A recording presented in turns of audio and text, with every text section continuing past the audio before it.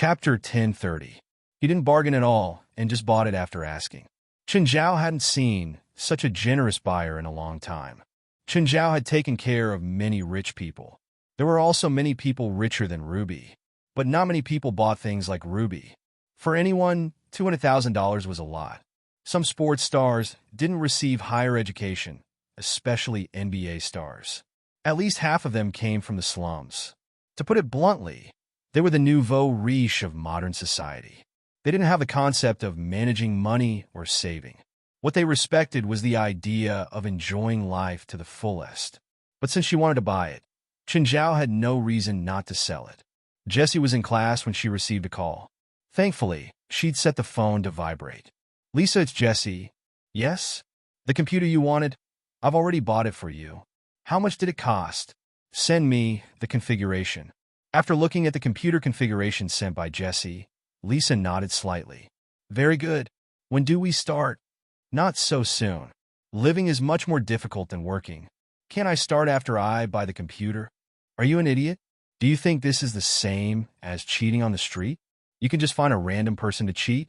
Reisa said contemptuously. "Yes, I'm an idiot. I'm not as smart as you." "That's enough." Jessie knew that Lisa was smart. She never denied her abilities. They'd worked together before because Lisa had approached her. Before meeting Lisa, she only played some small tricks and the efficiency was very low.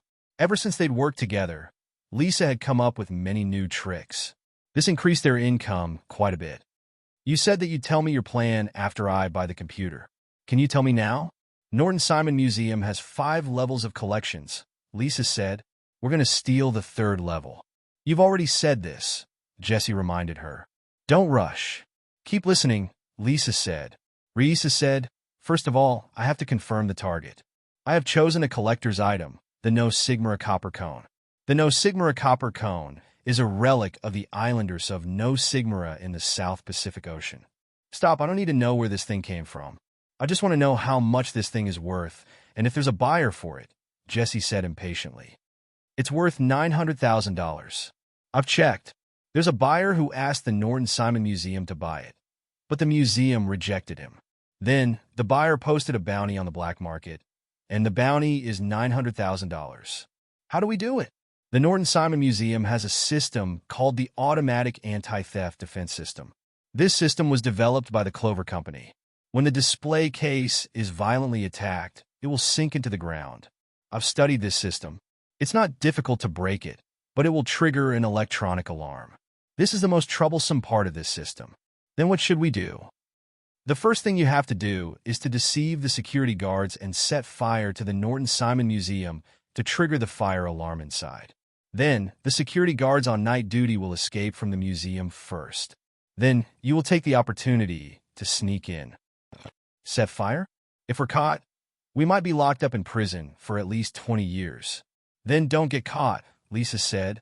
"The nearest fire station is less than 3 kilometers away from the Norton Simon Museum. So, as long as the fire alarm rings, the firefighters will arrive in 10 minutes. Then, you will disguise yourself as a firefighter and enter the museum. Then, I will directly break the system. You will leave immediately after you find the collection." "Then, can we use this method on a grade 1 collectible item?" "No, this system is divided into 5 levels of defense. You only have 3 minutes to act. If you want to break the first level of defense, it will take at least 10 minutes. We definitely don't have that much time.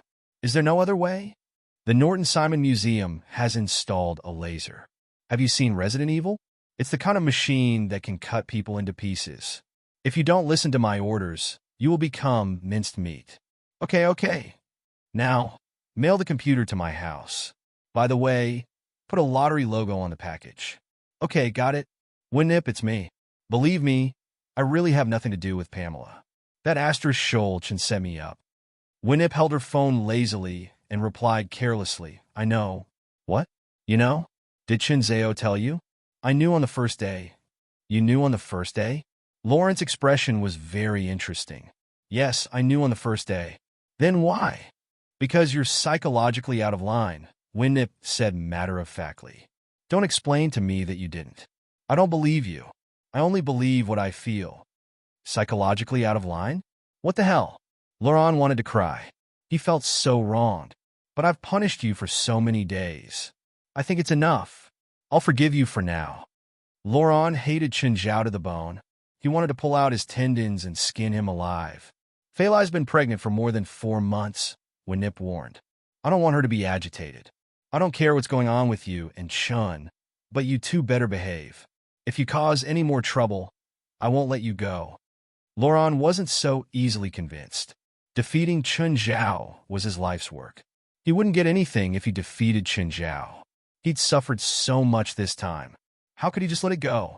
However, if he fought Chenjiao head-on, he'd definitely lose. What should he do? Laurent racked his brains. This was Chenjiao's territory. He didn't know anyone here. Suddenly, an idea popped into his head. Kareem Howard can't come in here, Laurent called. Mr. Laurent? What's up? I have an idea. Help me see if there are any loopholes. The three all looked like they wanted to die. It hadn't even been 2 days, and Laurent was going to cause trouble again. No, he was asking for it. He clearly couldn't win. Why did he have to do this? Wasn't it good to live well? Mr. Laurent, why don't you just take a gun and shoot Chenjiao? Chapter 1031. Is that old bastard doing something again? Chenjiao also had a headache. How could he solve this problem once and for all? It was unrealistic to kill Laurent. Should he just make him afraid? Chenjiao saw Wenip playing with Jerlin outside the house. Hi, Wenip. Don't you have work today? I'm free today. Aren't you and Feilai going shopping? Wenip glanced at Chenjiao. What's wrong? This old witch was too smart. Wenip knew what he was thinking before he even said it. Lawrence up to no good again, Chenjiao said. You know, I've always been obedient. I can't stand Laurent always bullying me like this. Laurent bullying Chenjiao. Wenip sneered. It's good enough that you don't bully my husband. Just say what you want to say. I plan to send Laurent to jail for a few days. You see? Are you sure? I need to make him afraid. Are you confident that nothing will happen? Don't worry. I'm very confident. Okay. Wenip put on a kind smile and started playing with Jerlin. With Wenip's approval, Chenjiao heaved a sigh of relief. It was really troublesome to have a father-in-law like Laurent. Just then Laurent called. Hi Chen, how are you? I'm not feeling good at all from your call. Come out to play. Chenjiao strolled in the yard. No, you tricked me for so many days. Shouldn't you make it up to me? It's so late. Are you sure you want to do it now? Of course. I can't wait. Fine. If you think you're ready, I'll accompany you to the end. I won't disappoint you this time, Laurent said confidently. Give me the address. I'll go now. Laurent glanced at Kareem, Howard, and Kane. Now it all depends on this. Are the people you arranged ready? Yes, Kareem said. We'll definitely make Chun piss his pants this time. Kane, Howard, and Kareem had already reached a consensus to stand on Chenjiao's side. So, they had already sent Lawrence ideas to Chenjiao as soon as possible. Not far from Laurent, 2 fire trucks were parked on the side of the road. Boss, we are near the Norton Simon Museum, a man on the fire truck said into the walkie-talkie. When do we start? As soon as the Norton Simon Museum catches fire, we will leave immediately. Remember, I want Noxamara's copper all. As for the other things, you can take as many as you want. Got it, boss. We will do as you wish. After turning off the walkie-talkie, the person next to him said, I really don't understand what the boss is thinking. There are so many valuable things in the Norton Simon Museum. Why does he have to choose a worthless collection? That's why he's the boss, and we're just his subordinates. What time do we start? The man in the driver's seat glanced at his watch. It's 10 o'clock sharp. The person inside will set the fire at exactly 10 o'clock. Then, we will disguise ourselves as firefighters and go in. There was another car parked near the fire trucks. It was a pickup truck. Lisa and Jessie were in it. The 2 girls looked at the Norton Simon Museum from afar. Lisa, when do we start? Don't worry.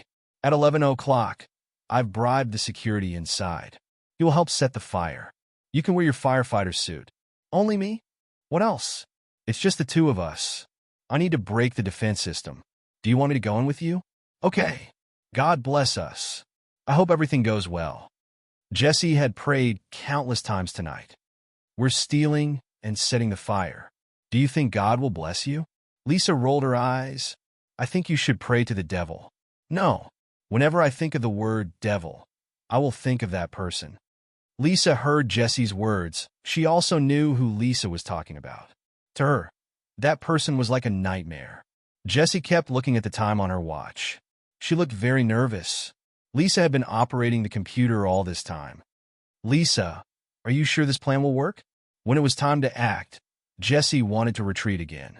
Lisa looked at Jessie indifferently. Of course, I've calculated it. As long as you do as I say, the success rate is 90%. What if it fails? It doesn't matter if it fails. Even if you are arrested, you will be locked up for a few days at most. We committed arson and theft. How can we be locked up for a few days? Who can prove that you committed arson and theft? At most, it can only be considered trespassing. Lisa said, as long as you don't talk nonsense, the police can't do anything to you. I see. Then I'm relieved. Jessie heard Lisa's words and felt relieved for a few days. It turned out that it would only be a few days. She thought it would be a long time. Anyway, it was normal for her to go to the police station. Lisa glanced at Jessie's plump chest. Sure enough, the bigger the chest, the more brainless a woman was. Then she looked at her own chest. Although it was small, her brain worked well. Lisa's words just now were just to comfort Jessie. How could it be so simple? Lisa just shifted all the risks to Jessie. It was just that Jessie didn't realize it herself. Lisa was even prepared for how she would defend herself if Jessie bit her back. As a minor, she had the greatest advantage. It was easier for her to win the sympathy of the jury and the trust of the judge. But at this moment, a fire suddenly rose in the direction of the Norton Simon Museum. Lisa, the man you arranged has already made his move, Jessie shouted, pointing in the direction of the museum. What? How can it be so fast? I told him to do it at 11. Lisa's expression changed. Damn it, what's wrong with that bastard? Why is he so fast? An hour early. Then what should we do? Get ready. When the fire truck arrives, you go in with it, Lisa said. Is it really okay to do it an hour early? No problem. Lisa gave Jessie a reassuring expression. But how could it be okay? She was now tentatively attacking the defense system of the Norton Simon Museum. If she did it now, she wouldn't even have a chance to test it. She would have to break it directly, which would directly trigger the alarm of the defense system. Chapter 1032. There seems to be a fire over there. Laurent looked in the direction of the Norton Simon Museum. Could it be someone you arranged for someone to do this? Stop joking. That's the Norton Simon Museum. Who dares to set fire to it? Why isn't that bastard here yet? Chunjiao was also not far from the Norton Simon Museum. Chunjiao looked at the Norton Simon Museum in the distance. Laurent didn't set fire to that place, right? That's psycho. Just then, the sound of a fire truck came from behind. Chunjiao moved aside and let the truck pass first. It is international practice to give way to fire engines and ambulances. As long as the road conditions permitted, one should take the initiative to give way to these two.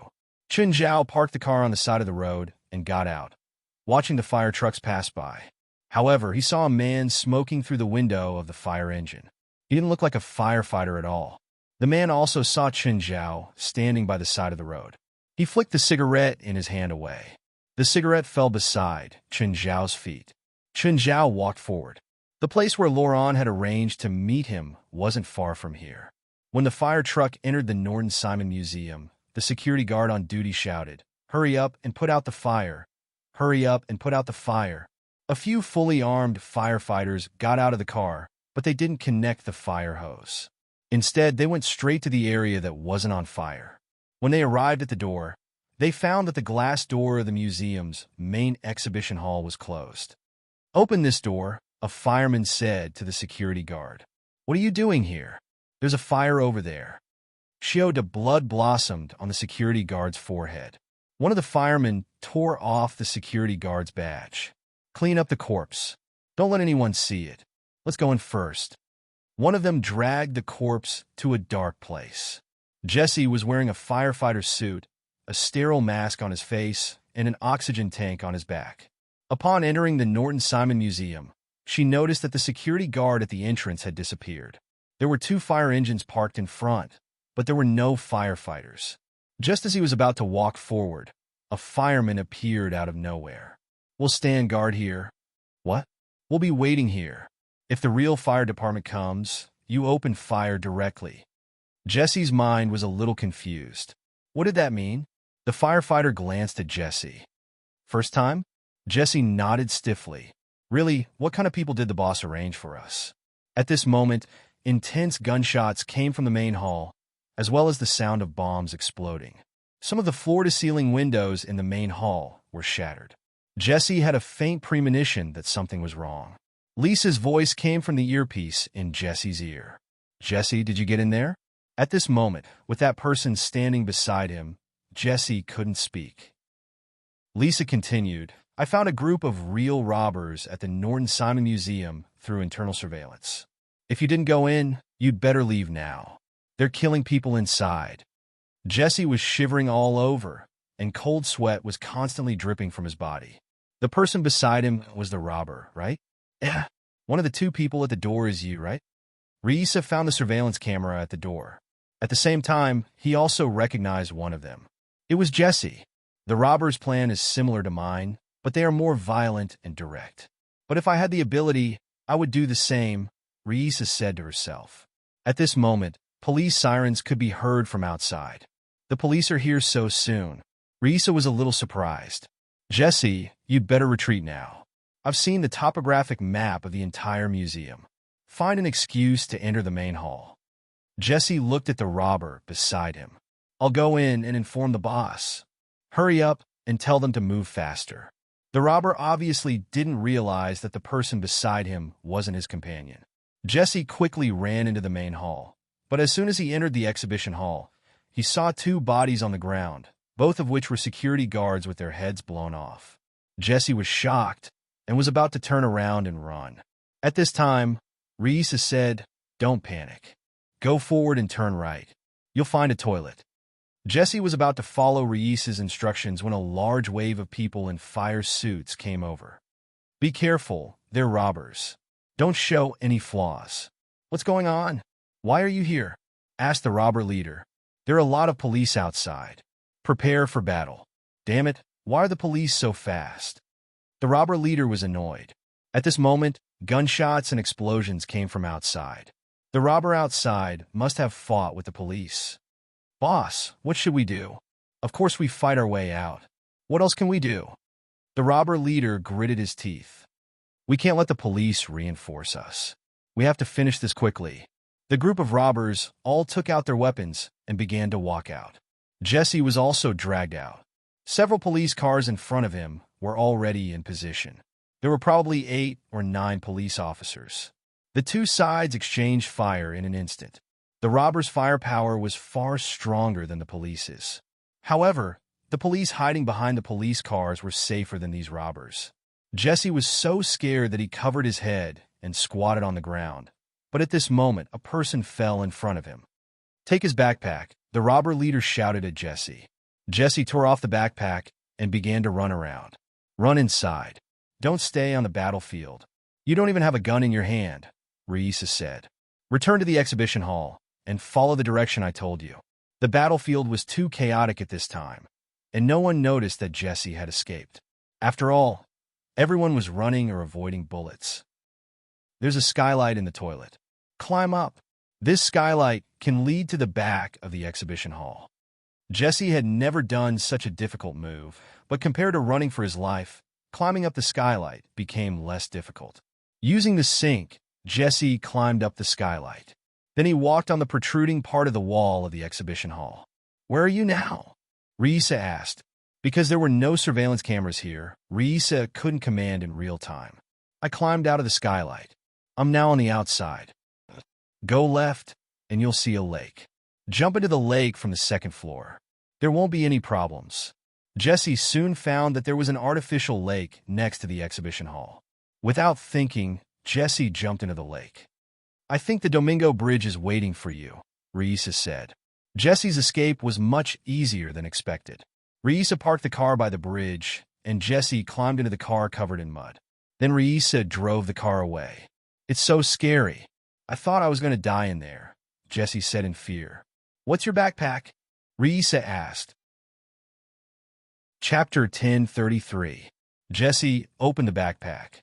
There were 4 or 5 items inside. Ah, this is the Nasamara all you mentioned, Jesse exclaimed in surprise. Lisa's eyes froze. Her gaze was not on the Nasamara all. Instead, it was on the other items, which were far more valuable than the Nasamara all. The Mayan golden knife, the Greek godly cup, the Roman ring. Lisa said, "These are also items, right? These 3 items are all worth more than $100 million. Clang.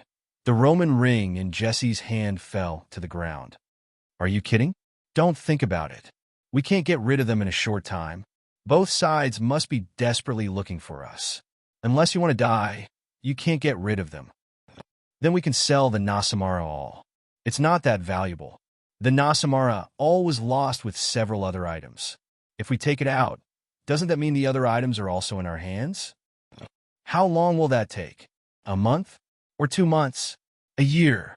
That's the minimum," Lisa said. "And the L.A. black market doesn't have that big of an appetite. A year? That's too long. Do you want to die? If you do, we can split it now. Each of us gets 2. Why should I get 2 each? I put in the most effort, so I want 3. Without me, do you think you could come back alive?" Lisa said. "Besides, I can work with anyone. I'm irreplaceable, but you can be replaced by anyone." This was what Jesse had always said to her in the past. This time, she returned it to him.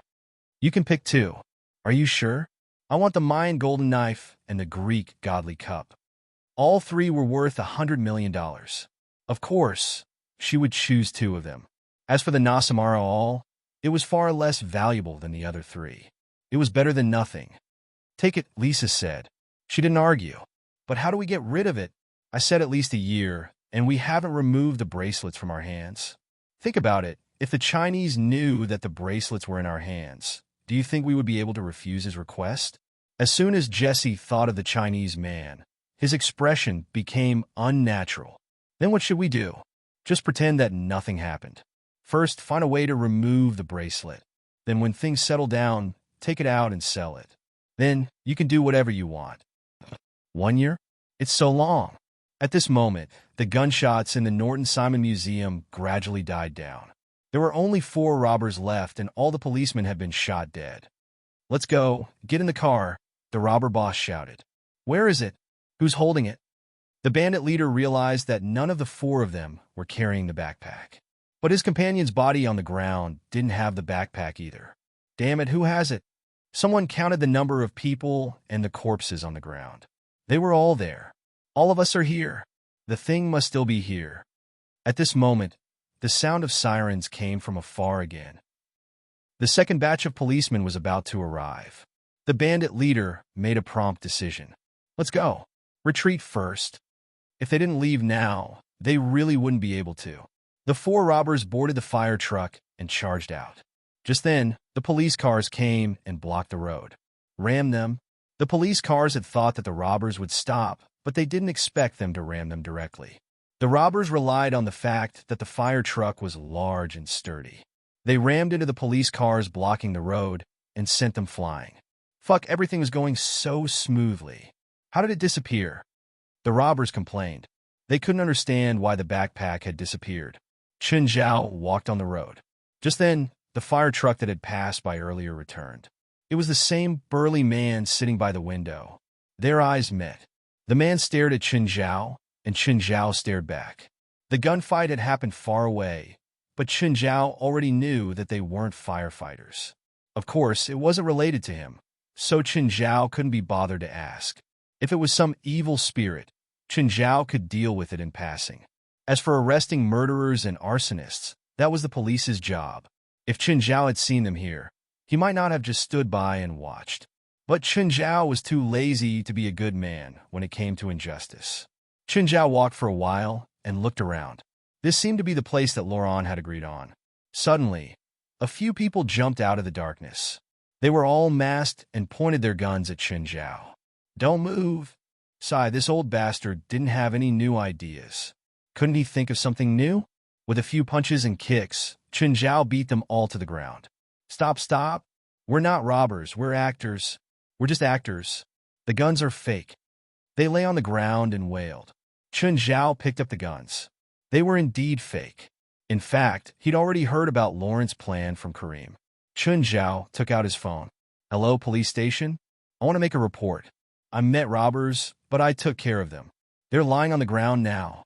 A while later, the police came. It wasn't just one or two, but a large group of fully armed police. Sir, did you call the police? A police officer called from afar. He didn't approach Chun Zhao immediately. Yes, they attacked me, Chun Zhao answered, pointing at the people on the ground. At the same time, Chun Zhao raised his hands to show his stance. After all, the police hadn't confirmed Chun Zhao's identity. If Chun Zhao didn't do anything non-threatening, they wouldn't dare to come over. They might even shoot. Only then did the police come over. Can I see your ID? It's in my pocket. Usually, when the police were interrogating someone, they couldn't put their hand into their pocket or pants. In this country, where guns were everywhere, such an action was very likely to be taking out a gun. The police took out Chun Zhao's driver's license. After checking the ID number, they confirmed Chun Zhao's identity. Can you tell me what happened in detail? I was passing by, and they jumped out of the darkness with guns, trying to rob me. I fought back and knocked them down. Then I called the police. The police looked at the people. When they'd received Chun Zhao's call, they thought it was related to the attack at the Norton Simon Museum. Now, it seemed that they'd thought too much. Chapter 1034. When Chun Zhao arrived at the police station, he saw that David was there too. Hey Chun, what did you do this time? I'm a victim. Come on, you're a victim. David knew Chun Zhao too well. He scoffed at Chun Zhao's answer. The officer who brought Chun Zhao back said, David, this gentleman is indeed a victim. What happened to him? He met a few robbers and he beat all the robbers down, didn't he? The officer rolled his eyes. It seemed that David knew Chun Zhao very well. When can I meet robbers too? I'm so jealous. David, there's something wrong with your focus. Chun, are you going to give a statement? Let me take your statement. David brought Chun Zhao into a compartment. David, do me a favor. What favor? It's Fei Lai's father. Chun Zhao told David what he was thinking. David had a headache. Technically, he should help Chun Zhao. But this was between Chun Zhao and Fei Lai's father. Americans rarely interfered with other people's family matters. Even the best of friends wouldn't interfere with other people's family matters. This was the respect and privacy that friends have for each other. But Chun Zhao had said it himself. Fine. At the moment, Laurent was still at the same spot, waiting for the people they'd hired to send back news. But after more than an hour, there was still no reply. Kareem, are the people you hired reliable? Mr. Laurent, they're all actors. How reliable do you expect them to be? Plus, you know Chin's combat ability. If he gets angry, I'm afraid that they'll all be crippled. Just then, police sirens sounded in the distance. Then, more than 10 police cars stopped beside Laurent and the others. Don't move. Put your hands on the steering wheel. Usually, when the police arrested a suspect, the suspect had to put his hands where the police could see to prevent the suspect from drawing his gun. What are you doing? Laurent and the others panicked. They didn't understand what was happening. You've hired people to kill. Now, you're officially arrested. Everything you say will be used as evidence in court. What? Hired people to kill? Laurent was dumbfounded. Nonsense. I didn't hire anyone to kill. It's that asshole Chun. It must be that asshole, Laurent cursed. All 4 of them were brought into the police station. But soon, Kareem, Howard, and Kane were released. They saw Chun Zhao at the police station. He was chatting with David. Chun, did you really do it? That old bastard. Let him sober up in the detention room. David glanced at Chun Zhao. Chun, I've taken a huge risk for you. I'm being detained illegally. It's fine. If that old bastard wants to sue you, just tell him I reported him. As long as there was a whistleblower and a litigant, the police could at least have a name. This way, David wouldn't be implicated. Chun Zhao and Laurent had a personal grudge. Although he had asked for David's help, he wouldn't cause trouble for David. Boss, Mr. Laurent was arrested by the police. Chun did this? Yes. Both of them are troublesome. Whatever. Let Laurent sober up in prison. Don't tell Phalai about this. The next day, the news of the attack on the Norton Simon Museum and the casualties of many security guards and police officers was reported by all the major media. News that the robbers had stolen an exhibit worth hundreds of millions of dollars also spread. The entire United States was in an uproar. This was the largest museum robbery in history. The underground forces were also mobilized, trying to find out who was behind the attack. An exhibit worth hundreds of millions of dollars was enough to make anyone drool. No one could turn a blind eye to this. Everyone wanted a piece of the action. However, there was very little information about the robbers. They were a very professional group of robbers. There was almost no information leaked out. At the same time, the police were also blocking the information. Their only clue was the robbers who had been killed on the spot. The police were currently investigating the robbers' identities. The Bonner Society was a private museum. The owner of the Bonner Club was none other than Bonner. The public only knew Bonner as a billionaire, collector, philanthropist, and so on. However, a small number of people knew that Bonner was a black market merchant, a relic dealer, and an art thief. Nader, I want to know where the thing is. Where exactly is the thing I want? Bonner's expression was very cold. Boss, I'm not lying to you. We didn't get it. It was lost in the gunfight with the police. No, it's in the Norton Simon Museum. They purposely released fake news that it was stolen. In fact, it's still inside, Nader explained. Bonner's eyes flickered. In other words, the people in the Norton Simon Museum might be lying to the public? In fact, it was someone from the inside who hid the exhibits? This kind of thing was very common. Bonner had made deals with such people before. The Norton Simon Museum was owned by the state. From the owner to the staff, they were all employed by the state.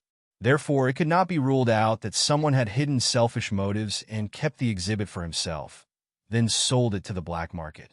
Many of the items in Bonner's collection had been obtained this way. Investigate the Norton Simon Museum and find the suspect.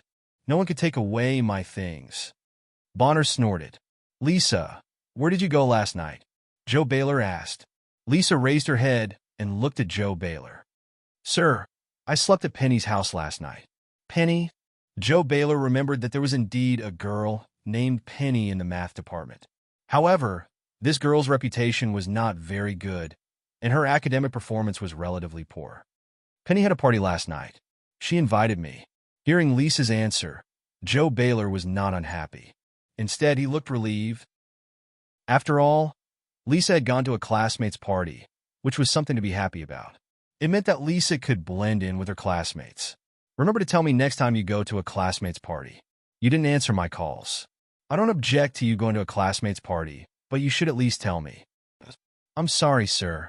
Have you been drinking? No. Lisa answered. That's good. You're underage. Lisa had been prepared before she took action last night. She had even thought of an excuse to answer Joe Baylor. There were so many people at Penny's party that they wouldn't notice her. So, she could say that she was at the party. Chapter 1035. Lisa returned to her room and took out Nasamara's copper awl. According to what Lisa knew about Nasamara's awl, Nasamara's awl had a history of at least 6,000 years. It was a product of prehistoric civilization. But even after 6,000 years, Nasamara's awl was still as sharp as a thorn. According to the research of archaeologists, it was speculated that Nasamara's awl was used as a sacrifice to the gods.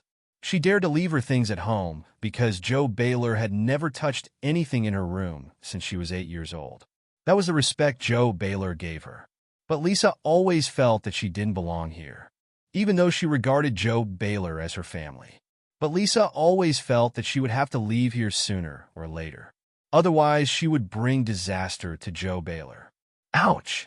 When Lisa touched the tip of the awl, the tip accidentally pricked her finger. Just then, Lisa heard Joe Baylor's voice outside the door. Lisa, it's time to take a shower. Joe Baylor was a good man, but he was very strict with Lisa's schedule. When she got up, when she ate, and even when she took a shower, he controlled everything. Lisa took a change of clothes and went into the bathroom. When she turned on the shower head, she found that the water was a bit low. Lisa turned up the water temperature, but it still felt a bit low. Lisa frowned. That's weird. Is the water heater broken? Forget it. I'll just make do with it. She had no other choice. After all, it was so late. After the shower, Lisa returned to the room. But not long after, Reisa heard screams coming from outside. Ah! Lisa, why did you turn the water temperature so high? Stunned, Lisa walked out of the room and found that Joe Baylor had also escaped from the bathroom with a bath towel wrapped around his shoulder. When I took a shower, I felt the water temperature was a bit low, so I turned it up. I thought the water heater was broken. Forget it. I'll find someone to take a look tomorrow. Go to bed early. Huh? Lisa suddenly jumped up from the bed and looked at the time. Only 2 hours had passed. What was going on? It was early February, and the temperature at night was less than 10 degrees. How could she feel hot? Lisa opened the window and still felt a bit hot. If only he could lower the temperature a little more, then he wouldn't feel so hot. Lisa lay back on the bed and went back to sleep. But not long after, Lisa felt cold again. Lisa shivered and woke up from the cold this time. Just then, there was a knock on the door. Lisa, are you asleep? Teacher, what's the matter? The temperature seems to be very low tonight. You need another quilt. At this moment, Lisa really felt cold. When he opened the door, he saw Joe Butler standing at the door with a quilt in his hands. This moved Lisa inexplicably. Sleep early. Joe Baylor was shivering from the cold. Because the weather in Los Angeles was relatively mild, there was no heater installed at home. This kind of cold night might not happen even once in a few years. Lisa didn't sleep well that night. He woke up a few times during the night. It was either cold or hot. In the morning, Joe Butler woke Lisa. Lisa, you have class in the morning. Get up early. Lisa walked into the bathroom in a daze, rubbing her eyes as she walked. But suddenly, Lisa saw her palm in the mirror. Her palm was black, and the color was even darker on her index finger. What's going on? Lisa was startled and rubbed her right palm. Just then, Lisa felt her palm start to tremble slightly, as if something was about to burst out. Lisa hurriedly put her hand under the faucet, but a scene that Lisa found unbelievable appeared. The water from the faucet was cold, but when it came into contact with Reisa's palm, the dripping water became hot. What's going on? Lisa's face was full of confusion. Superpower? Do I have superpower? Such an unimaginable and even ridiculous idea popped up in Lisa's mind. Lisa looked at her palm. If she really had superpower, what kind of superpower was it? She recalled last night when she took a shower. If the water heater didn't break, then it was probably her superpower. She could absorb heat and release it at the same time. Lisa began to experiment again. First, she didn't confirm her superpower, but whether she was awake or not. After more than 10 minutes, Lisa finally confirmed that she really had superpower. And, just as she expected, she had the superpower to absorb heat. Knock, knock, Lisa. You've been in there for half an hour. We only have one bathroom. Lisa rolled her eyes. She was very satisfied with the house and Joe Baylor. The only thing she was dissatisfied with was that there was only one bathroom in the house. Professor, I'll take the bus to school later. I feel a little uncomfortable. Lisa, are you sick? I'll take you to the hospital. Joe Baylor immediately became nervous and shouted at Lisa through the door. It must be the damn low temperature last night. Lisa was touched by Joe Baylor's concern. No, I'm fine. Have you measured it with a thermometer? Yes, my temperature is normal. Come out.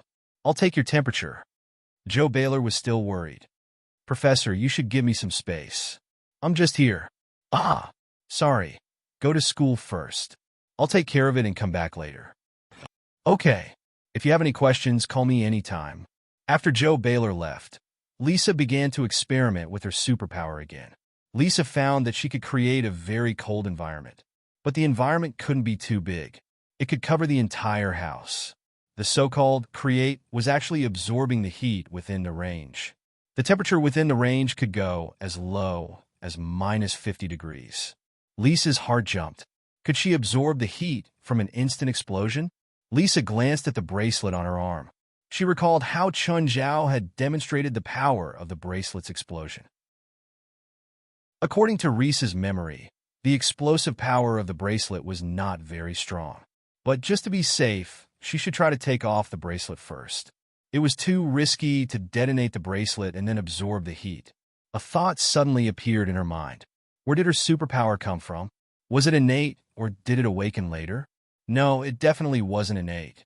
Lisa looked at her blackened right hand. Noxamara's copper awl. Her right index finger had once been pierced by Noxamara's copper awl. Chapter 10:36. How could she test if she could absorb the heat from the explosion? Lisa thought of a way. It was a very unreliable way to create an explosion. Lisa turned on the gas in the house and filled the entire room with gas. At the moment of the explosion, Lisa felt a huge amount of heat. The heat instantly poured into Lisa's body. It was easier than imagined. An idea suddenly popped into Lisa's mind. Revenge on that man. The idea grew stronger and stronger. Anyway, he was a bad guy who killed people like flies. It wouldn't be too much to kill him. In the past few days, Jessie's life had completely changed. Even though she didn't have money yet, she already treated herself as a rich person. It didn't matter if she didn't have money. She could borrow money. As a professional scammer, Jessie knew people from all walks of life, including loan sharks. She bought famous brands, luxury cars, and mansions. Every day, she spent money like water. However, for a person with almost zero credibility, it was impossible for him to do so. The pleasure left as quickly as it came. Bang! A foot kicked open Jessie's door. A group of people entered Jessie's house. As soon as Jessie saw them, she immediately wanted to escape through the window. But the group grabbed Jessie's hair and dragged her to the ground. Jessie, why are you so panicked when you see me? Jessie looked at the loan shark bitterly. Hi, Luca. But Luca wasn't in a good mood to greet Jessie. He grabbed Jessie's neck with one hand. Jessie, did you forget something? Luca, you're hurting me. You borrowed money from me 2 days ago. Yeah, what's wrong? But you haven't paid back the first interest, Lucas said. How did loan sharks in America collect debts? First, they gave a sum of money. Then, they asked the borrower to pay back a sum of interest within a set time. They didn't have to pay back the principal first, but the interest had to be paid back on time. Although the current loan sharks didn't have compound interest, the interest rate was still extremely high. A loan of $100,000 with interest had to be paid back at least $200,000. Apart from the principal, there was still $100,000 of interest to be paid in installments. It was actually similar to a credit card loan, but the interest was much higher. Vaca, I promise you, I will pay you back soon. Of course, I believe you. I hope you can return the money within 3 days. Otherwise, you can go to Europe and be a prostitute. I think you can get a lot of customers. Jessie shivered in fear and looked at Vaca in horror. As a loan shark, Luca would definitely not lend money to someone who had no ability to repay. Normally, it was impossible for a female liar like Jessie to repay the debt. But Luca still lent money to Jessie just because she was beautiful. Sometimes, beauty was an asset. At this time, Jessie was already a little regretful. He had been so carefree these past few days that he had gotten carried away. However, she would rather be killed than become a prostitute. What to do? She definitely did not have the money to pay back the loan sharks. Could it be that he had to sell those 2 items now? Jessie thought that he should discuss this with Lisa. After all, Lisa is smarter than me. Maybe she can think of a way. Hey, Rissa, it's me, Jessie. What is it? I'm a bit short on money. I need some money. Do you think I have money? Rissa replied casually. I want to sell those 2 items. No, definitely not, Rissa immediately shouted excitedly. But I really need money now. Just now, Vaca, the loan shark, came to my door. He said that if I don't pay back the money, he will sell me to Europe and become a prostitute. You idiot. How dare you borrow money from Vaca? Don't you know how much he scams people? I had no choice. When Jessie borrowed money, she was also hot-headed. Spending money was too addictive, and she didn't think about the consequences at all. Rissa had a headache. Why did she cooperate with Jessie? This woman was simply a troublemaker. But if she didn't help her now, she would cause even more trouble for herself. Rissa thought about it and thought of one person. The person she used to fear the most. That person must be rich. Maybe she could get some money from him. In the past, she was afraid of that person. But after obtaining superpowers, she wasn't afraid anymore. She didn't even need to escape from Abe anymore. How much money do you want? Rissa asked. $1 million. That much? I borrowed 500,000, but I have to pay back 1 million. Actually, Jessie had borrowed 200,000, but she had to pay back 500,000. As for the remaining 500,000, she obviously wanted to continue living a life of debauchery. She was used to spending money like water. It was impossible for her to return to peace. I hope this is the last time, Rissa said in a low voice. I promise I won't do it again. Chenjiao arrived at UCLA and stopped the car. A figure suddenly entered Chenjiao's car and sat on the passenger seat. Dear Ms. Rissa, what's wrong? Chenjiao turned to look at her. I need money. Can you lend me some? Chenjiao touched his chin. Do you know what it means to borrow money from me? What? You'll be enslaved by me forever, Chenjiao said. You know I don't like to joke, especially with people I'm not familiar with. Of course I know. Rissa nodded. How much do you need? Chenjiao asked. 2 million, Rissa said. You're not worth 2 million. Rissa was a bit annoyed, but she still said calmly, I have a super high IQ. I passed the Mensa test and have an IQ of 168. Less than 10 people in the world are smarter than me. But you don't have 2 million. Before your IQ can be converted into money, all your abilities are worthless. Rissa's eyes flickered. She was hesitating whether or not to use her abilities to threaten him.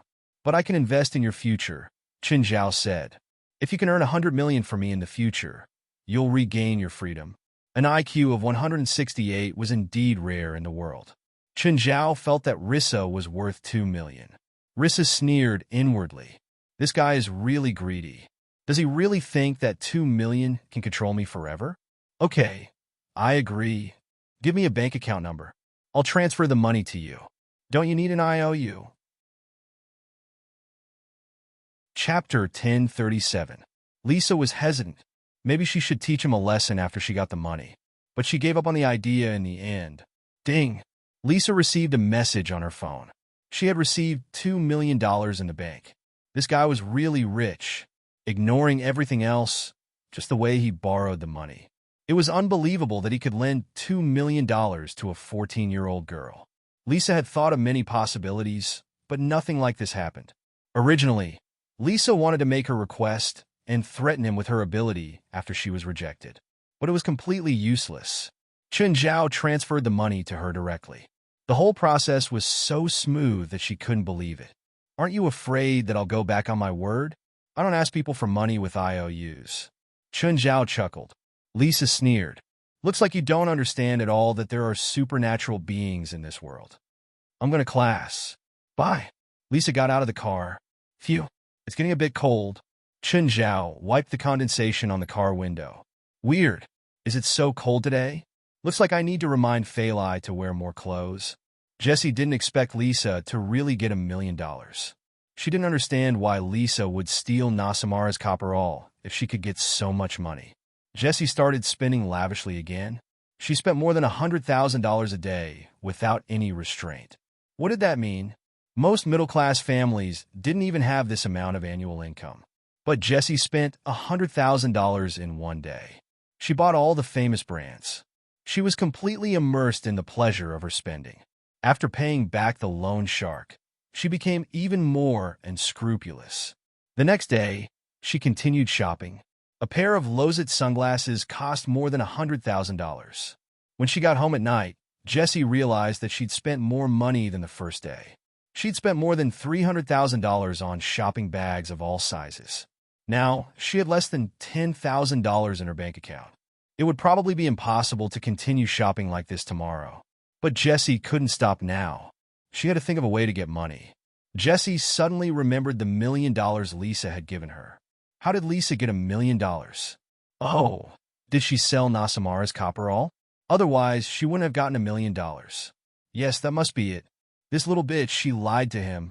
The more Jessie thought about it, the angrier he became. She was definitely stalling for time so that she could find a chance to take her things. No, I have to think of a way to sell it. Jessie dialed Vaka's number. Vaka, I have something. Are you interested in it? What is it? Do you know about the attack on the Nordensimon Museum? Hee. You're not going to say that you did it, are you? Lucas said mockingly. Although I wasn't the one who attacked you, unfortunately, I found something. Are you interested? On the other end of the phone, Vaca frowned. Is the thing really in your hands? That's right. Of course I'm interested. But how do I know you're not lying to me? I'll send you 2 photos. This picture looks a bit fake. I'm not lying to you. The item is really in my hands. Forget it if you're not interested. Jesse suddenly regretted it. He had been too rash. Who was Vaca? He was a loan shark. He might not have that much money. Besides, even if he had that much money, perhaps it would be like what Lisa said. They would do the same thing. After that, Jesse immediately hung up the phone. However, the uneasiness in his heart grew stronger. No, he had to leave as soon as possible. Jesse packed his things and planned to move to another place. Boss, there's news. Nader hurried to Bonner. Oh, what news? An offline loan shark sent the news. A woman said that the item is in her hands. What woman? A female liar. What about the item? I'm not sure yet, but the woman sent 2 photos. Nader handed the photos to Bonner. What about the Mayan golden knife, the Greek godly silver chalice, and the no simmer and all? If the Mayan golden knife and the Greek godly silver chalice are in her hands, then the no simmer and all should be in her hands too. Bring the woman and the item back. I want to know who dares to take my things, Bonner said. Jesse carried large and small boxes out of the house and was immediately blocked by 2 cars. Luca poked his head out of the car. Jesse, are you going far? Yes, my aunt is seriously ill. I'm in a hurry to return to Kansas. Do you want me to give you a ride? Thank you. No need. Jesse's footsteps became faster. However, she had only taken a few steps when 2 people appeared in front of her and blocked her way. Jesse wanted to turn around and walk back, but Luca and his men blocked her way again. Luca, what are you doing? Didn't you say it before? Why did you hang up halfway? Luca, I was joking. I made that photo. Ah, you idiot. You know how to make photos? Luca laughed. Do you want to get in the car yourself, or do I have to drag you in? Jesse got into Luca's car helplessly. Her suitcase was also taken away by Luca's men. Jesse's face turned pale. She finally realized that Lisa was right. But the current situation didn't allow her to regret it. Boss, it's not here. Luca's men searched Jesse's suitcase. Where is it? Luca asked Jesse. I really don't know where it is. I just wanted to cheat you of some money, Jesse said awkwardly. Just then, Luca's phone rang. Luca picked it up. Boss, I got it. Jesse saw that Luca wasn't going to let her go. She was even more terrified. Luca's car drove to a luxurious manor. There were a few people in front of the manor. When Jesse was pushed out of the car, she saw them. Her face became even more terrified because she realized that these were the people who attacked the Norton Simon Museum that night. Although they were all wearing firefighter uniforms that day, she knew that they were the robbers. Jesse turned around to run, but her hair was pulled by Vaca. Ignoring Jesse's struggles and screams, Luca dragged her to the people. Mr. Nader, this is the woman. Chapter 1038. I'll tell you where it is. Don't kill me. Don't kill me, Jesse screamed in fear. Nader's tone sent chills down her spine. She had already seen how terrifying Nader and his men were. She still remembered the massacre that Nader had caused in the Norton Simon Museum. She already regretted her rash and stupid actions. Why didn't she listen to Lisa? Of course I won't kill you, Nader said with a smile. Jesse looked up at him. Really? Of course, because I don't have the right to decide. Only my boss has the right to decide whether you live or die. Jesse was brought into the hall. The hall was huge and oddly shaped. Jesse's legs felt weak. It reminded her of the supernatural organization's headquarters that she had been to. She was brought to a room deep inside. It looked like an office. The curtains in the room were all drawn. She could faintly see a man sitting at the desk in front of her. However, she couldn't see what the man looked like. Girl, are you the one who took my stuff? I just picked it up. Jesse looked at Bogner in fear. Relax, don't be nervous. I just want to get my stuff back, Bogner said in a very gentle tone. Jesse's heart lightened, and she slowly relaxed. Now, tell me where it is. In my house. There's a secret compartment behind the door, Jesse said. Nader, go take a look. Bogner stood up with a bottle of red wine and a goblet. Have a drink and relax a little. You'll be free after you get my stuff. Jessie took the goblet and took a sip. Compared to Nader, Bogner gave her a much better feeling. Come, sit down. Don't be so nervous. Bogner pulled Jessie over. Jessie sat beside Bogner. Bogner's hands were moving around her body. You still look nervous? Jessie tried her best to relax. However, the place was too dark, so she couldn't completely relax. Is it because it's too dark? Bogner asked in a gentle tone. Jessie nodded slightly. The man was too understanding. Bogner snapped his fingers, and the lights in the room suddenly lit up.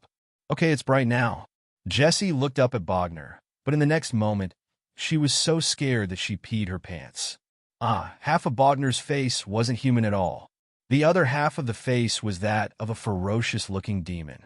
Even Bogner's voice sounded twisted and strange to Jessie. You really are the same as other women. Is appearance that important? Jessie sat on the ground and curled up in the corner. What exactly are you?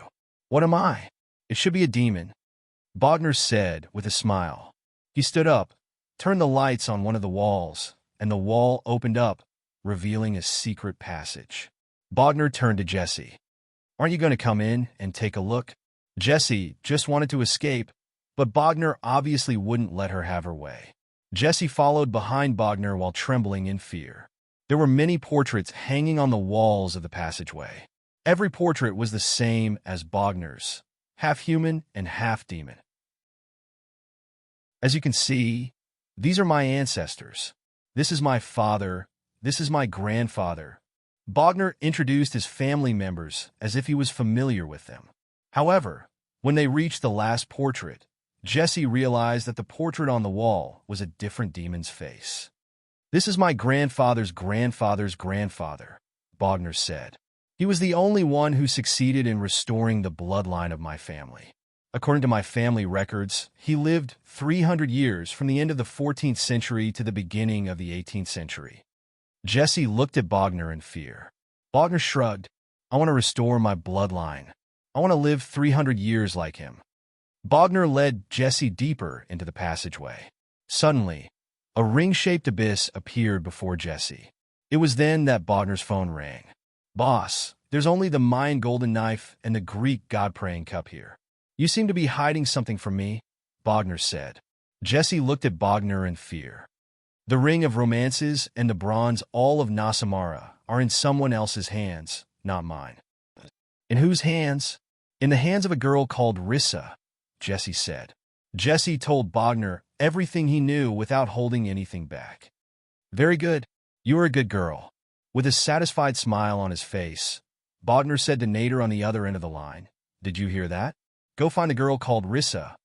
Bogner stood beside the abyss. My family has a tradition. When a family member dies, their body will be thrown into this abyss. Well, what's down there? This is the closest place to hell. This is the gate of hell built by my family, Bogner said. But this gate of hell can only be entered, not exited. My ancestors hoped that they could return to hell after death, so they threw themselves into this gate of hell. Jessie didn't dare to approach, but Bogner grabbed her by the neck. What are you doing? Don't. Jessie struggled, but she couldn't break free. Bogner grabbed Jessie by the neck and hung her over the abyss. Master of the Abyss, I offer you a sacrifice in the name of Bogner Taller. May you accept my loyalty and gift. Bogner loosened his grip, and Jessie fell into the abyss with a scream. Hatred, fear, anger. Bogner took a deep breath. What intense emotions. I can't stop myself. Rissa opened the door. Hardly had she stepped in when the door behind her was suddenly closed. Then a gun was pointed at Rissa. On the other side, Joe Baylor's mouth was covered. A man covered his mouth and pointed a gun at Joe's head. Nader looked at Rissa. Hello, is your name Rissa? Rissa had a bad feeling. She had recognized them as the robbers who had attacked the Norton Simon Museum. Who are you? What are you doing? Let go of my teacher. You took something of mine, said Nader. Don't deny it. Your accomplice has already confessed. It's with you. Jessie? Rissa immediately understood. Also, she didn't need to think too much to guess that Jesse couldn't hold back and had sold the item. That was why these people had come to her. Chapter 1039. Let the teacher go, and I'll give it to you. Lisa was secretly absorbing the heat in the room. Give it to me, or I'll kill him. Lisa hesitated and took out Nasamara's. Rissa always carried the Naxamara cone with her. Let the teacher go first, and I'll give it to you, Lisa said. Nader looked at the gunman behind Lisa. The gunman reached for Nasamara's. However, the moment he came into contact with Nasamara's copper, he was scorched. Ah, it's hot. Lisa released the heat in her body onto Nasamara's. It also turned Nasamara's into a soldering iron. Lisa grabbed the gunman's gun while he was injured. But before she could shoot, Nader had already fired. Bang! Lisa was shot in the chest and fell to the ground. Nader walked up and picked up Nasamara's, all wrapped in cloth. Then Nader turned back and fired at Joe Baylor. Blood bloomed on Joe Baylor's forehead. Lisa couldn't make a sound anymore. Tears flowed from her eyes. She had never dreamed that she would kill Joe Baylor. The man who raised her for 11 years, took good care of her, and treated her like his daughter. But now he died under a gun. Turn on the gas. Nader smiled at Lisa, who wasn't dead yet. Poor girl. Boom. With a loud explosion, the house was blown into pieces. The two cars parked in front of the entrance drove away. Boss, we got it. Yes, we got Nasamara's. The sound of fire engines, police cars, and ambulances could be heard. Lisa was still conscious. She could hear the paramedics in the ambulance. Lisa regretted everything, but what she lacked the most in the world was medicine for regret. A deep sense of regret lingered in her mind. Huh? That girl is gone. How is it possible? She just had surgery. Where can she go? The nurses in the wards searched inside and out, but they couldn't find Reisa at all. Lisa dragged her weak body. She couldn't hold back her tears and wet her cheeks. Regret mingled in her mind. What she couldn't accept the most was that even before Joe Baylor died, she didn't have the time to call him father. Revenge on those people. That was the only thing she wanted to do right now. Driven by hatred, her brain was working at full speed. Lisa took out a cell phone, which she had stolen. Lisa dialed the number of the communications company. Hello, I'm a Los Angeles police officer. My number is 054244. I'd like to check the recent communication records of a phone number. There were thousands of communication companies in the United States, unlike the two in China. Therefore, it was relatively easier to communicate, and the process was also very simple. Moreover, the police were also a golden signboard in the United States, and they could investigate most of the information. Hello, do you need a ride? An annoying voice came over. Lisa turned around and saw Chun Zhao poking his head out of the car window. Why are you here? I'm here on behalf of the school to visit you. You look quite energetic, Chun Zhao said casually. Goodbye. Do you want to make money? A lot of money. You just borrowed $2 million from me. Do you still have money to hire me? Do you know about the Norton Simon Museum incident? Yes. I was near there that day. I know who has it. Oh, so what? It's a cultural relic worth at least $300 million. Don't you want it? If you're talking about $300 million in cash, I'm interested. But cultural relics, Chun Zhao didn't think that cultural relics were worth an astronomical amount. Most of them were speculated, just like diamonds. Of course, the value of some cultural relics was just a number estimated by some experts. If someone bought it, that would be the true value. If no one bought it, then it was just an estimate. Most cultural relics were sold for far less than their estimated value. Only a small portion with real historical and archaeological value, as well as extremely rare cultural relics, had that value. Actually, on the night of the Norton Simon Museum incident, Jesse and I were also planning to steal it. Lisa didn't hide anything. She told Chun Zhao about her actions that day and the accident that had happened. Chun Zhao really didn't think that a kid like Lisa could be so ambitious. Stealing from a national museum wasn't something that just anyone would have the guts to do. As long as you help me find those people, I can help you plan another theft. Of course, if you want to rob, I can help you too. Chun Zhao rolled his eyes. Do Do you have some misunderstanding about me? If I really need money, I can rob a bank directly. Why would I rob a museum? Okay, kid, get out of my sight before I call the police. In Chun Zhao's eyes, Lisa was out of her mind. I don't want the $2 million I invested to go to waste. You'll regret it. You'll regret missing out on a huge sum of money. Goodbye. Even without you, I can do it alone. Lisa watched Chun Zhao's car leave. Her brain worked rapidly again. Just then, she received a message from the communication company.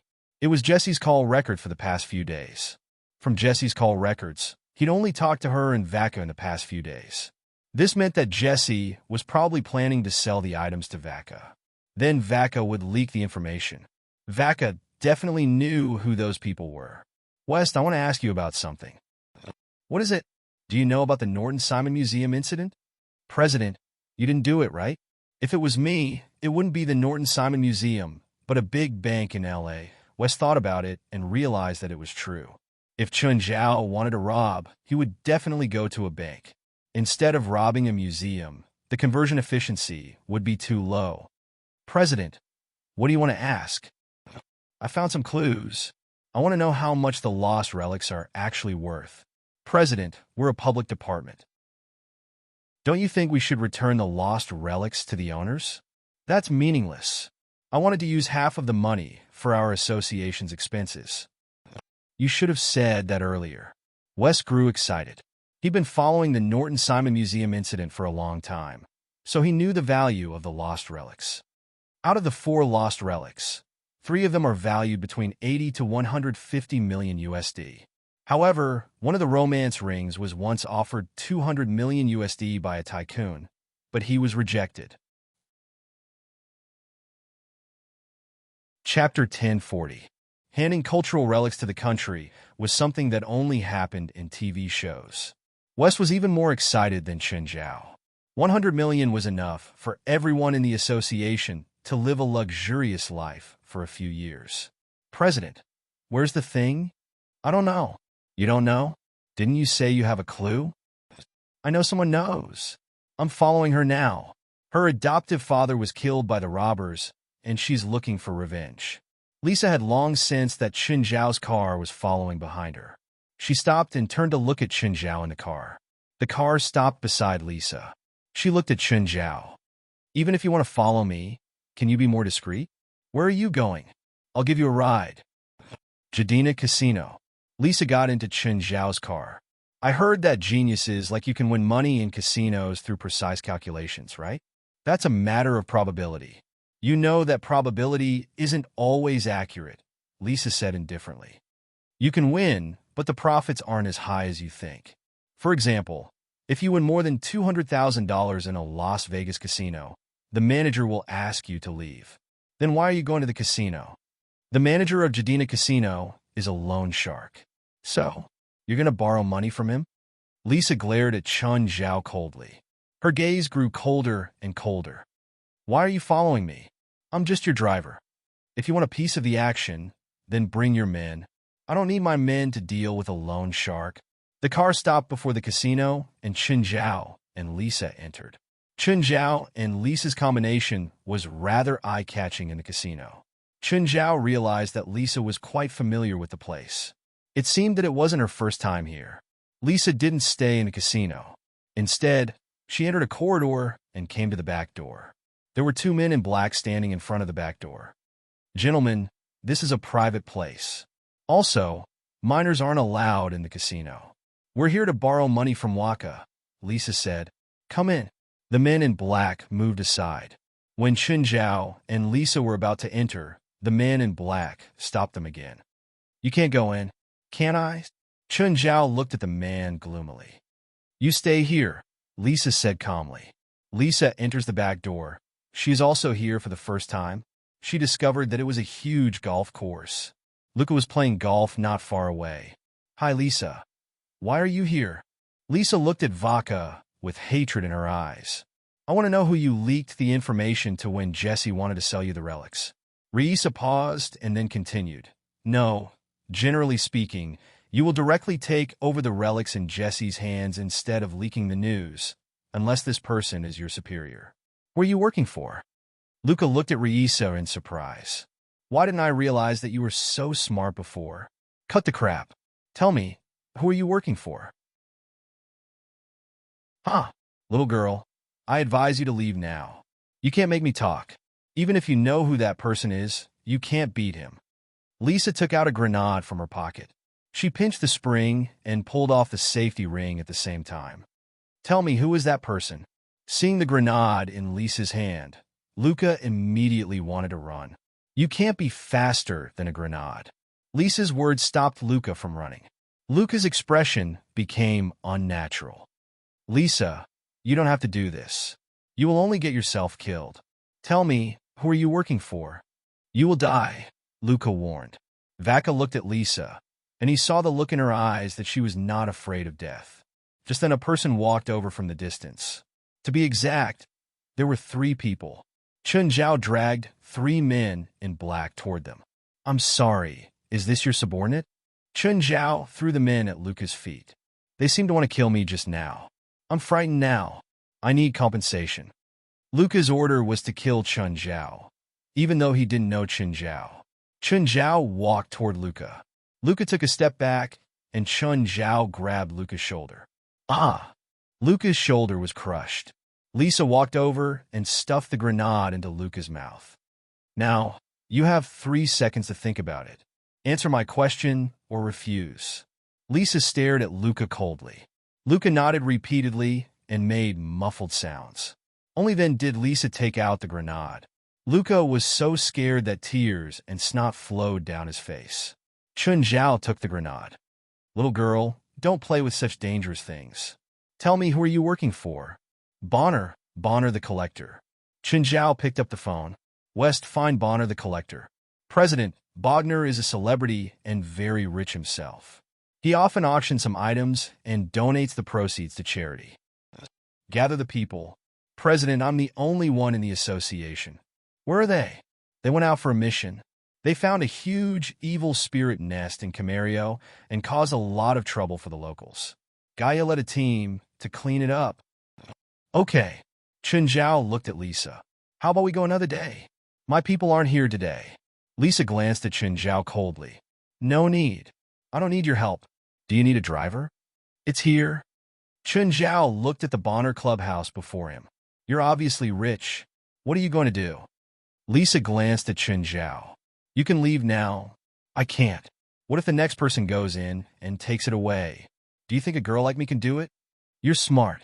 Smart people always have a lot of strange ideas. Maybe you really have a way. You've watched too many movies. Just then a few people walked out of the opposite clubhouse. When Lisa saw these people, her eyes were filled with deep hatred. They pointed their guns at the car. Nader yelled, "Get out!" Chun Zhao and Lisa got out of the car. When Nader saw Lisa, he was surprised. You're not dead? I'm just the driver. This has nothing to do with me. Nader squinted at Chun Zhao. I remember you. You were there that night too. Nader, bring them in. Bonner's voice sounded in Nader's earpiece.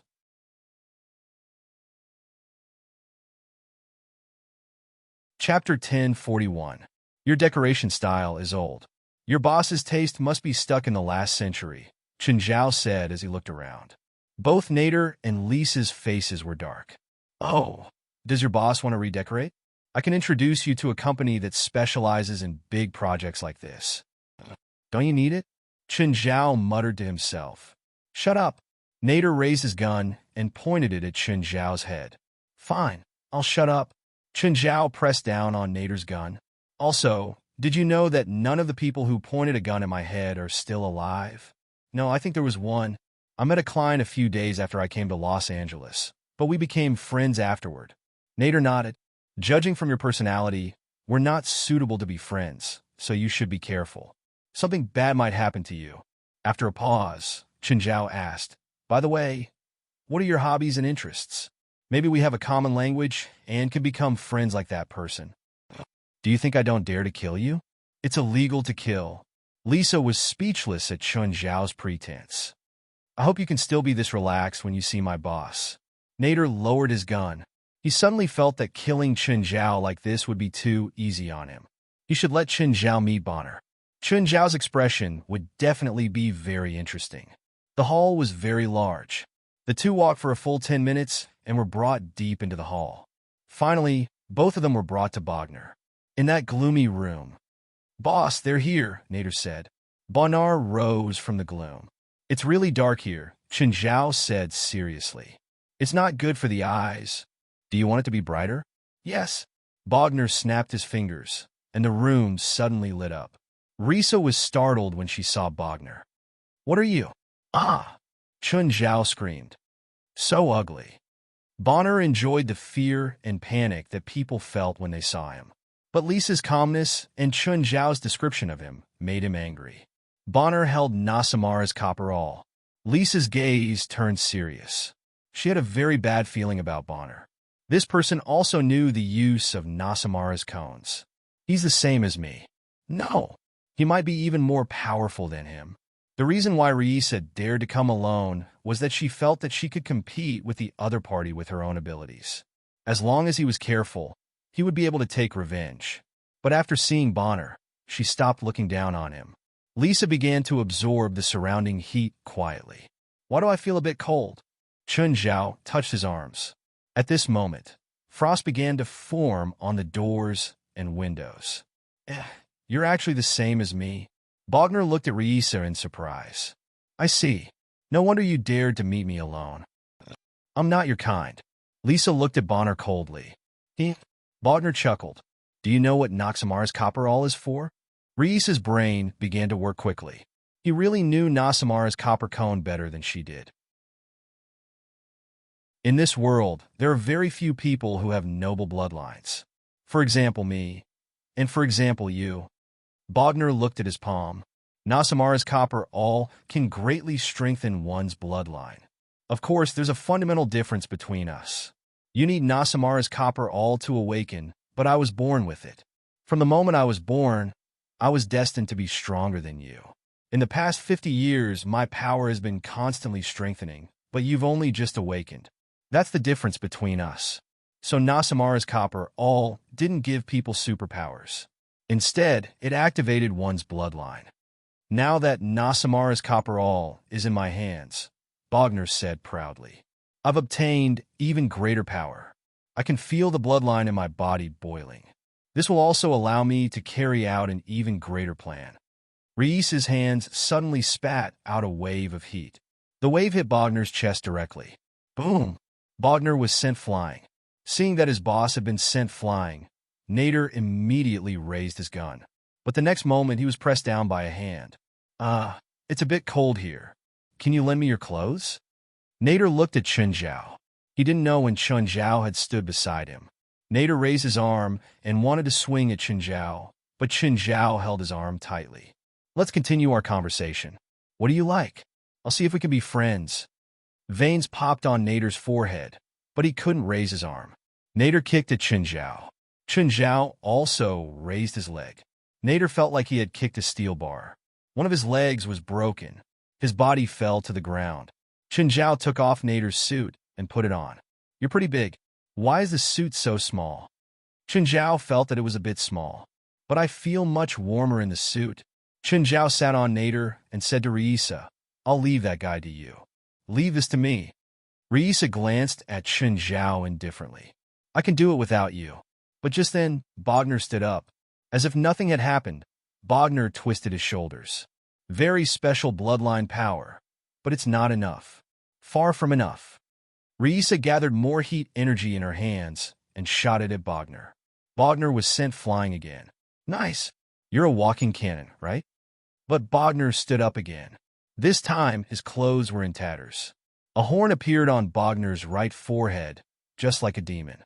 At the same time, the skin underneath was revealed. Just like half of his face, half of his body was also monstrous. His skin was blood red, and there were obscure patterns on it. Go to hell? Risa fired another heat cannon. But just then, Bogner's horn also shot out a red lightning bolt. This red lightning bolt was far more powerful than Risa's heat energy cannon. Both attacks landed on each other. This time, Bogner only took a step back. But Risa was sent flying.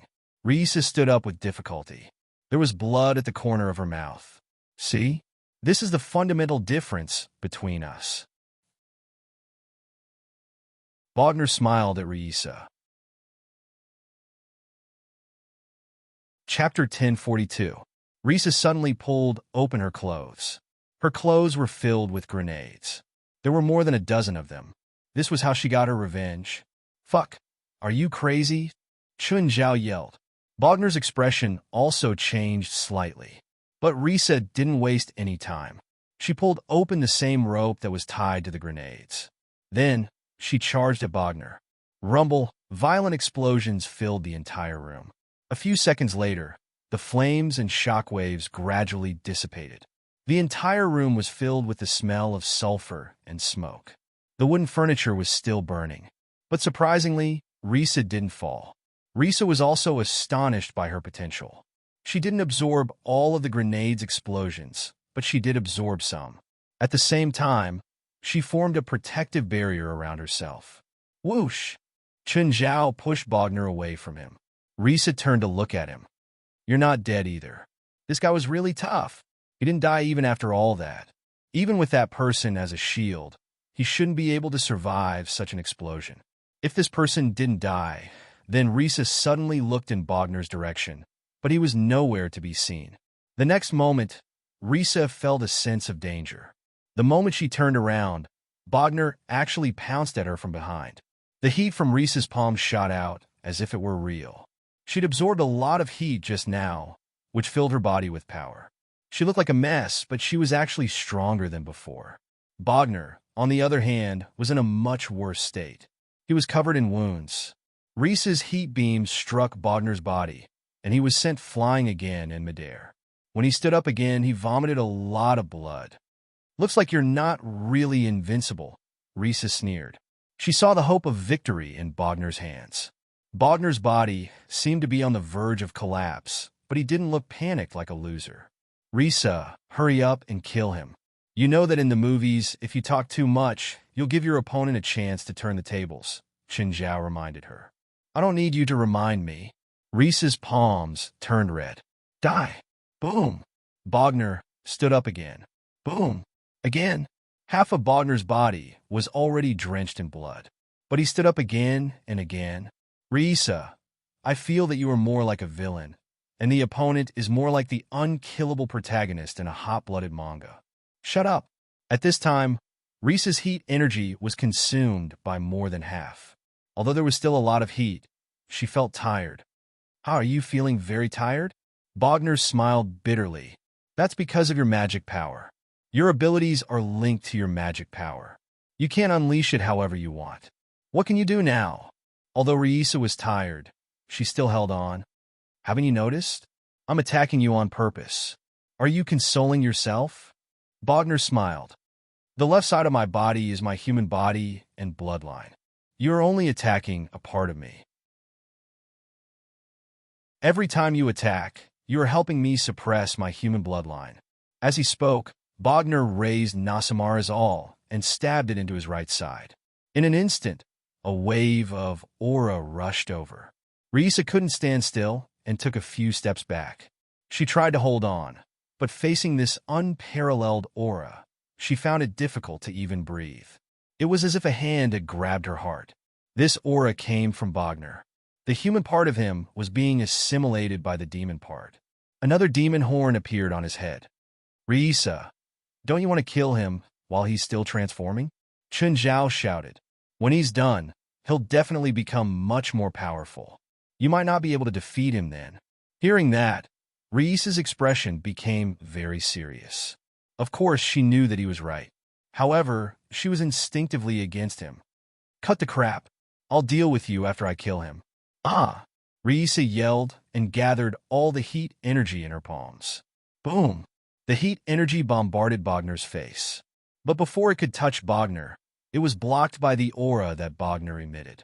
At this moment, Bogner's transformation was complete. He had turned into a red demon with a pair of demon horns on his forehead. His body was slender, and he had a sharp tail. You've made me more perfect. Bogner admired his body, which was filled with power. Even my grandfather's grandfather's grandfather wasn't as close to perfection as I am. Reisa's expression was serious, but her heart was filled with despair. She thought that she was unique. But Bogner's terror made her despair. Bogner was filled with nostalgia for his body. This guy's ugly and narcissistic. Chun Zhao pursed his lips. Reisa glanced at Chun Zhao. Are you afraid that you won't die soon enough? Bogner also looked at Chun Zhao. Suddenly, the demon horns on his head shot out a red bolt of lightning. Chun Zhao immediately grabbed Nader's body. The body was blown into two pieces. Reisa attacked again. While Bogner was attacking Chun Zhao, she shot a beam of heat at him. However, the current Bogner was countless times stronger than he had been in the past. Reisa's heat attack didn't hurt him at all. Bogner turned his head slowly. Can you guys calm down and admire my perfect body? Sorry, I can't, Chun Zhao said with a shrug. Bogner's body started to change again. To Chun Zhao and Reisa's surprise, Bogner actually turned back into his human form. Forget it. You should go back to your monster form. Your human form is even uglier. Enraged, Bogner turned back into his demon form. Suddenly, a strange voice sounded. Sorry, I have to take a call. Chun Zhao picked up the phone as if there was no one else around. Hey, Gaia, what's up? I heard from West that you have a mission for us to carry out, right? Are you done over there? Yes. We're all at the headquarters now, Gaia said. What do you want us to deal with? An interesting little guy. Chun Zhao took a photo of Bogner with his phone. So ugly. Reisa and Bogner were speechless. Why did Chun Zhao and his subordinates always focus on such strange things? I'm going to kill you, Bogner roared in anger. Sharp claws extended from his hands. Chapter 1043. In Lisa's opinion, Chun Zhao was looking for death. No, Chun Zhao had been seeking his own death from the beginning. Bogner's demon horn shot a red bolt of lightning at Chun Zhao. Chun Zhao shuddered. The red lightning looked shockingly powerful, but its voltage was probably less than 500,000 volts. Phew, your battery is a bit low. You should charge it. Chun Zhao was still holding the phone. Gaia, I'll talk to you later. Wait for me at the headquarters. I should bring something interesting back. Bogner's eyes narrowed, and he suddenly clawed at Chun Zhao. But when his claws scratched Chun Zhao's skin, his claws didn't break. Chun Zhao grabbed Bogner's demon horn with one hand. Let me ask you something. Where did you put the stolen relics? Bogner struggled wildly, but he couldn't break free no matter how hard he tried. Crack! Chun Zhao's hand lightened, and the demon horn broke. Look at you. If you were more obedient, it wouldn't have broken. Chun Zhao shook his head. Lisa was dumbfounded. This guy was the real monster, wasn't he? She'd thought that Bogner was already strong enough. But now, it seemed that Bogner was like a child before Chun Zhao. Nevertheless, one of the demon horns broke, giving Bogner a chance to escape. Bogner retreated abruptly, but the next moment, he tripped and fell to the ground. Lisa's pupils constricted. She saw that it was a black liquid that had tripped Bogner. The black liquid seemed to have a life of its own, wriggling nonstop. The dark serum wrapped around Bogner's ankle and dragged him before Chun Zhao. I'll ask you one last time. Where are the things? Bogner's eyes were filled with anger and unwillingness. He tried so hard to recover his demon bloodline. He'd thought that he could do whatever he wanted in this world. But Chun Zhao had slapped him hard in the face. If Chun Zhao knew what he was thinking, he would only scoff. Could it be that this guy has been cooped up at home for too long, that his brain has become dull?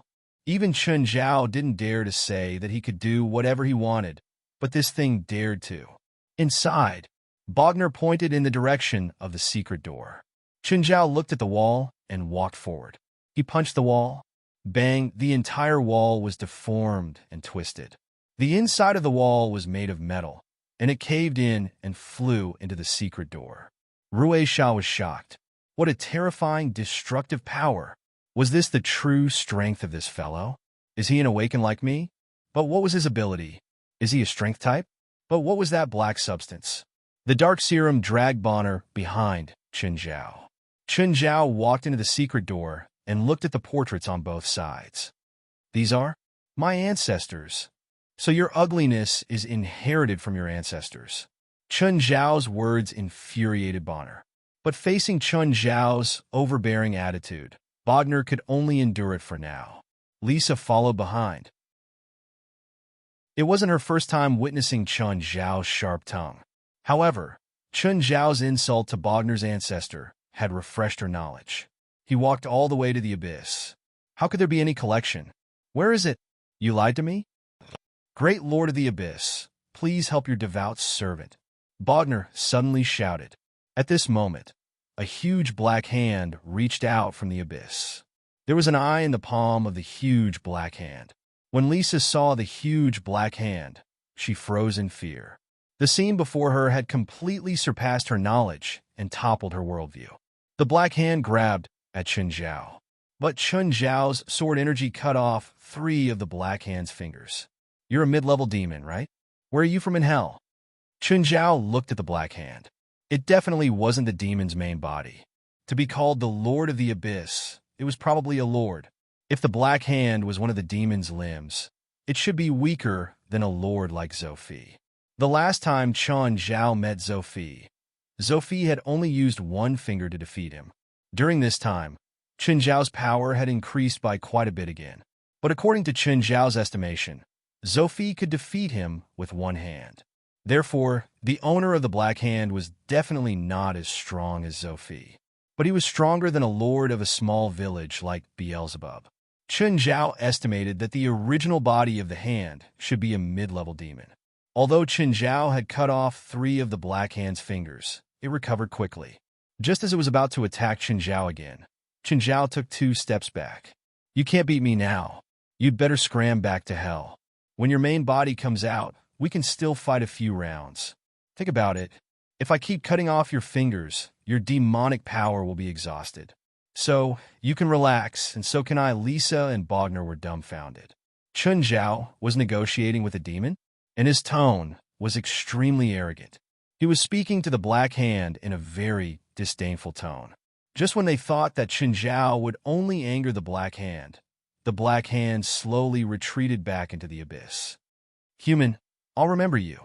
If I can return to the human world one day, I'll tear you into pieces. Demon, you know that your words are called death flags in the Celestial Empire. Be careful. Don't make flags so easily. Who exactly are you? Bodner stared at Chun Zhao in shock. I'll ask you one last time. Where are the things? Chun Zhao held Bodner upside down and hung him above the abyss. Don't let go. I've sacrificed everything to the Lord of the Deep. Fuck you. Chun Zhao swung his hand and threw Bodner into the abyss. You Astra's Shoal. Come out. Let's fight again. Lisa was speechless. Move aside, Chun Zhao said. What are you doing? Pee down there. Chun Zhao tossed and turned for a long time. His expression was lifeless. He'd worked for nothing. He'd thought that he'd get a lot this time. In the end, he didn't get anything. Come with me, Chun Zhao said. Well, what are you doing? Lisa looked at Chun Zhao in fear. Didn't you say that you'd deal with me after dealing with that Astra's Shoal? Coincidentally, I'm going to deal with you too. Risa really wanted to slap herself. If she'd known that Chun Zhao was so terrifying, she wouldn't have blurted out something she shouldn't have. You owed me 100 million before. You hired me this time, and you owe me another 100 million. In other words, you owe me 200 million now. Do you have any objections? I don't admit it. Lisa looked at Chun Zhao, gritting her teeth. Are you sure you want to go back on your word? Chapter 1044. I accept, I admit, Risa said hurriedly. Good girl. Chun Zhao patted her head. Let's go. As soon as the two poked their heads out, the door frame exploded. Someone shot at them. Chun Zhao and Risa immediately retreated into the room. There are at least 30 gunmen outside. Risa looked at Chun Zhao. At this moment, 2 darkness mothers rose from the darkness origin fluid. Kill everyone outside. The 2 dark entities charged out of the room. Instantly, gunshots and screams filled the room. Risa stared at Chun Zhao in fear. A few minutes passed. It was silent outside. We can go back now. Go back? Where? Headquarters. What headquarters? You've been there before. Chen Zhao tossed the car keys to Risa. You drive, and remember the way. What if I say I don't know how to drive? Risa really didn't want to go there. That place was like hell to her. Do you want to meet Joe Bela? Teacher's dead. Don't you know there's a soul after death? Can you really let me see teacher? No. Chen Zhao rolled his eyes. Risa glared at Chen Zhao hatefully. When they reached the headquarters, everyone came out immediately. Hey Chun, why did you bring her back? She's the interesting thing I was talking about. What do you mean? Air conditioner, Chen Zhao said. Heat mode. Risa stared at Chen Zhao furiously. $200 million. $200 million. Risa gave in and released some heat. It's indeed much warmer. Air conditioning mode.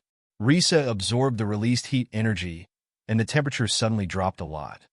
From now on, you'll be the automatic air conditioner in our headquarters.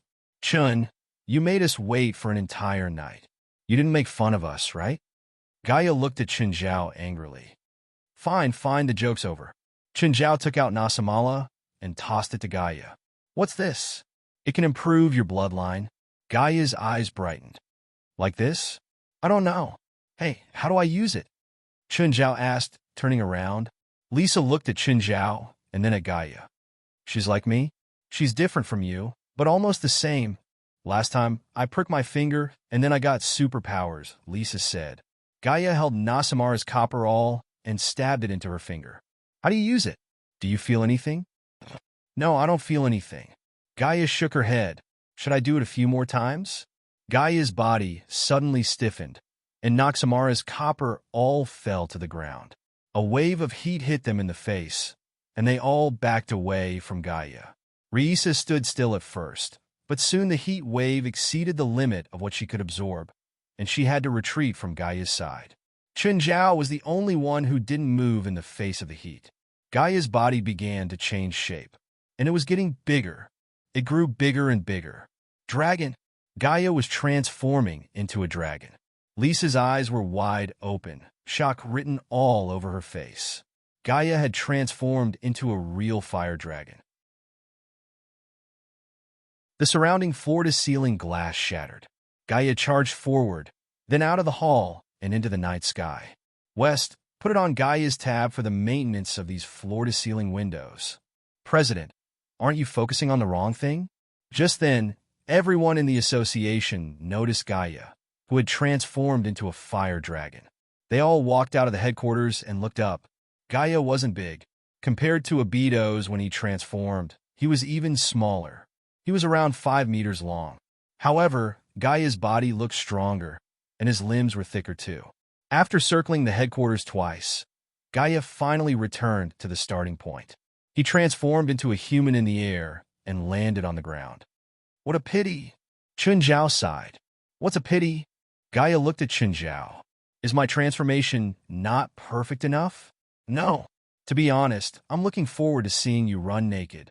Gaia had been happy at first, but when he heard Chen Zhao's words, his face darkened. Gaia's transformation into a fire dragon didn't just shock Lisa. Many people in the association were astonished as well. President, is this useful to us? West asked, holding the Nasamalo awl. Chen Zhao shook his head. There was a fundamental difference between an awakened and a shaman. Norma can try, and Helis can try too. Helis' bloodline was special too, but Chen Zhao wasn't sure if it was a demon bloodline. Everyone looked at Helis and Norma. Everyone here has superpowers? Risa finally discovered the problem. More accurately, shamans, Chen Zhao said. Glancing at Lisa, Chen Zhao said, people like you are awakened. You inherited a special bloodline from your ancestors, but most of them are recessive. Only a few are dominant. Bonars is dominant, isn't it? Yes. President, what about you? Do you have any? West asked. Chen Zhao froze. Give it to me. I'll try first. Chen Zhao had 2 7 deadly Sin demon bloodlines in his body. One was the king of Wrath's bloodline. He'd gotten it when he'd killed Samuel Logan, who'd then activated it. The other was Beelzebub Zophie's king of Gluttony bloodline. Chen Zhao pierced his right palm with force and looked at it. Suddenly, his right arm swelled up. Chen Zhao's right arm hadn't swelled up in a long time. Ever since he'd been baptized by the Devil's Day, his right arm could release its strongest power even in its normal state. But this time, Chen Zhao's right arm swelled bigger than ever. It was like a train carriage. Bang! Chen Zhao's right arm smashed onto the ground. With a crash, all the windows in the headquarters shattered. A huge impact spread out. Everyone was blown back by the shockwave. The ground rumbled, leaving behind a huge crater. Everyone stood up again, looking at Chen Zhao with lingering fear. Wes will pay for the repairs, Chen Zhao said, turning his head. President, I didn't do this, did I? You suggested it and caused my right arm to go out of control. A man should take responsibility for his mistake. Chen Zhao looked at his right arm. An idea came to him, and he put it away. Lisa looked at Chen Zhao, her eyes filled with fear. The captives, led by Henry, had been here for a long time. They'd already seen the supernatural events here and knew that this place wasn't normal. At the same time, they'd heard that Chen Zhao was the Demon King here, but they didn't know much about Chen Zhao. Now, they finally had a direct understanding.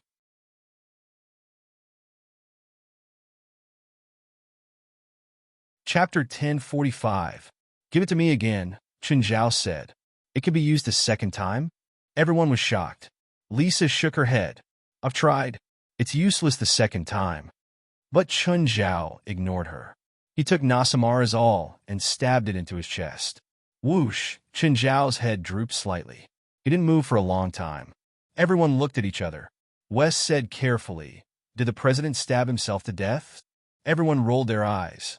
Chen Zhao cherished his life so much. He definitely wouldn't do something so rash. Plus, how could a small awl kill Chen Zhao? Chen Zhao would have died hundreds of times.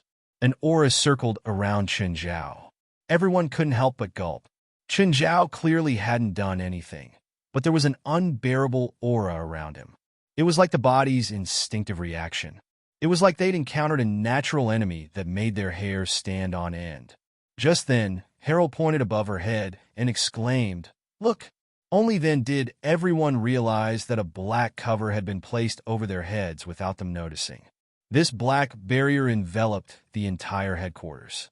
However, because of the lights in the headquarters, they did not notice the existence of this black cover at first. Everyone knew that Chen Zhao often controlled a black, liquid-like substance. But in their memories, the black substance didn't seem to have such a large amount. Chen Zhao suddenly looked up and opened his eyes. The dark serum also faded. Whoosh, that feels good. Lisa stared at Chen Zhao in disbelief. She didn't understand how he could use it twice. President, can this thing be used twice? Harold asked curiously. No, Chen Zhao said. Apart from the human bloodline in your body, you can only activate the existing special bloodline. You can't create a second special bloodline. But I'm a bit special. I have 2 special bloodlines in my body. Instead, everyone felt that Chen Zhao's explanation made sense. Both Norma and Harold were eager to try. Norma, you try first? Norma walked up happily. She wasn't as bold as Chen Zhao and Gaia, stabbing a hole in her body. With a light tap of his finger, Norma's head drooped down just like the second time, as if she had fallen asleep. Knock, knock, knock. Did you hear anything? Is it the sound of horse hooves? Everyone looked left and right, but they didn't see anything.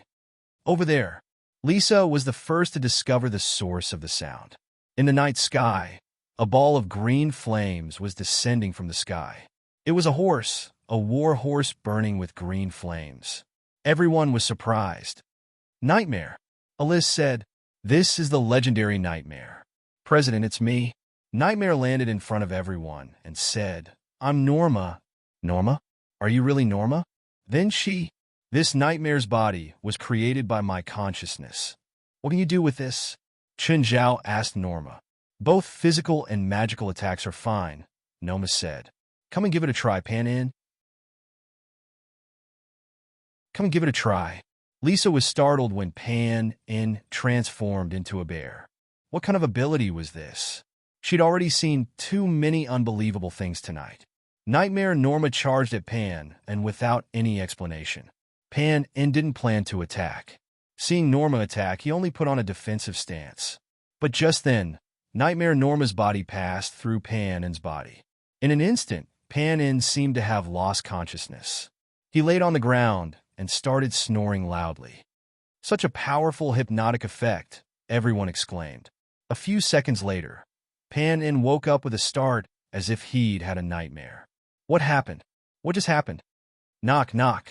Nightmare Norma knocked on the horse's hooves. I hypnotized you. Pan-In had only been hypnotized for a few seconds, but in a battle between experts, a few seconds could decide the outcome. It could even be life and death. I'm going to wake up. Nightmare Norma's body suddenly dissipated. Then, Norma's real body woke up too. I used a lot of magic power. Looks like I need to increase my magic power. Let me. Helis walked over impatiently. She picked up Noxamara's copper awl and stabbed it into her palm. Ah! Countless images flashed through Helis' mind. Then she shrank into a ball like a bird startled by the mere twang of a bow. Helis, what's wrong? An island? Helis looked at him in horror. I saw an island. And then? Everyone was disappointed. They didn't understand why Helis would be so scared. I saw countless people being slaughtered. Then their blood was gathered together and formed a lake. As Helis spoke, she started vomiting on the spot. After all, Helis was a necromancer. She usually came into contact with corpses, but now it made her vomit. Everyone was curious as to what she'd seen. Suddenly, they realized that two corpse demons had appeared behind Helis. The two corpse demons were wrapped tightly in bandages. There were also countless strange runes on their bodies. Helis, Chun Zhao gestured at her. Helis turned to look at the two corpse demons behind her. Her face was filled with shock. Where did they come from? There's a magic resonance between you two. You probably summoned them. But they're corpse demons, right? Helis' face was filled with confusion. Corpse demons can only be made by oneself. The process is very, very complicated and even cruel. President, I've never made a corpse demon before. Helis was usually a loner, but she always had an inexplicable admiration for Chun Zhao. As long as it was Chun Zhao's order, she would follow it unconditionally. To make monsters like corpse demons, they first had to be made from living people. The process was very complicated, so if she made corpse demons, she wouldn't be able to hide it from others. I know. Chun Zhao looked at the two corpse demons before him. The process didn't seem to be done recently. For example, the linen wrapped around the corpse demons had clearly been done for many years. Could it be related to the scene Helis saw? West asked, but why did Helis see that? Norma asked, confused. We didn't. Chapter 1046. How much do you know about Noxamara's bronze awl? That's all I know. Then your first mission is to investigate this Noxamara's bronze awl. Why do I have to investigate this? It has nothing to do with me, Lisa said unhappily. Fine, Chun Zhao said. If you don't want to do this, then you'll be in charge of all the heating and cooling in the headquarters, including the captives' dormitories. Lisa's face suddenly turned livid. Chun Zhao was treating her like an air conditioner. He might as well just kill her. Fine, I accept, Lisa said helplessly. Before that, you must continue being the air conditioner in the headquarters. Why? I've already agreed to it. Lisa cried out in dissatisfaction. Of course, it's to urge you to investigate as soon as possible. If you can't find anything in your entire life, then you'll be an air conditioner for the rest of your life. Don't resist. Look at all the big guys in the headquarters. Who can you beat? Risa was suddenly at a loss. It seemed that she couldn't beat anyone here. President, Norma, Gaia, and Helis have all become stronger. This will widen the gap between us. Shouldn't you think of a way to help us become stronger too? Wes complained. If it was just Gaia, it would be fine. Gaia's strength was obvious. However, Norma and Helis were both newbies. Helis had just become an official member not long ago. This was a huge pressure on the older members, especially the male members. Jolanash had always been competitive, but she also felt very depressed now. Alice, do you have the formula for the mana potion? Yes, but President, Alice said. Many of the ingredients for the potion are very difficult, especially the bones of magical creatures. There aren't many magical creatures now. One bone costs hundreds of thousands on the market. Also, the mana content is very low. I'll provide the bones, Chen Zhao said. You guys go and buy the other ingredients for the potion. President, you have the bones of magical creatures? When Gaia and I first went out to sea, we killed a three-headed dragon. I still have the skeleton of that three-headed dragon. Lisa glanced at Chen Zhao. Just what kind of existence were they fighting? A three-headed dragon was probably a legendary creature. Okay, let's all go out and look for magic materials. West and the others were very motivated. I need to get to the Tower of Trials first, Gaia said. I feel like I have the confidence to pass the second floor. Norma and Hallie's were more special. Norma's strength had actually increased quite a bit, but she was still not enough to pass the second level. Harry's was now saving on the fourth floor. Although the increase in her strength was not small, compared to the fourth level, it was equivalent to a cup of water on a burning cart of firewood. There was not much meaning. I'll go take a look too, Chen Zhao said. When she looked at Chen Zhao, her eyes were filled with admiration. What is the training tower? Risa asked curiously. Oh, that's the Tower of Trials. Do you want to try it? Wes said. Just then Henry found the courage to come forward. President, I'd like to borrow Noxamara's copperall. I've always felt that I'm not an ordinary person. Everyone was a little stunned. Harry's gaze was firm. Wes looked at Chen Zhao. Henry and the others were all captives. If they obtained special abilities, they would definitely be difficult to manage. Of course, if Chen Zhao gave the order, then no one could object. Chen Zhao was the dictator of the association. He had the power to make any decision. President, look, how's he usually? Very good, Wes said. Then give him a chance. West walked up to Henry. Give him your hand. Henry gathered his courage and stretched out his hand. He was both excited and nervous. Wes stabbed Noxamara's copper all into Henry's palm. Henry flinched. How is it? Do you feel it? Henry closed his eyes and slowly felt it. I think I feel it. Coming. Suddenly, Henry's butt was kicked. Henry fell to the ground and looked at Chen Zhao innocently. You think you're in the toilet? Did you awaken it or not? If you did, use it now. President, it's not convenient for me to use my ability here. I feel it. What's inconvenient about it? Hurry up and broaden our horizons. Then I'll use it. Hurry up and cut the crap. Ha! Henry roared.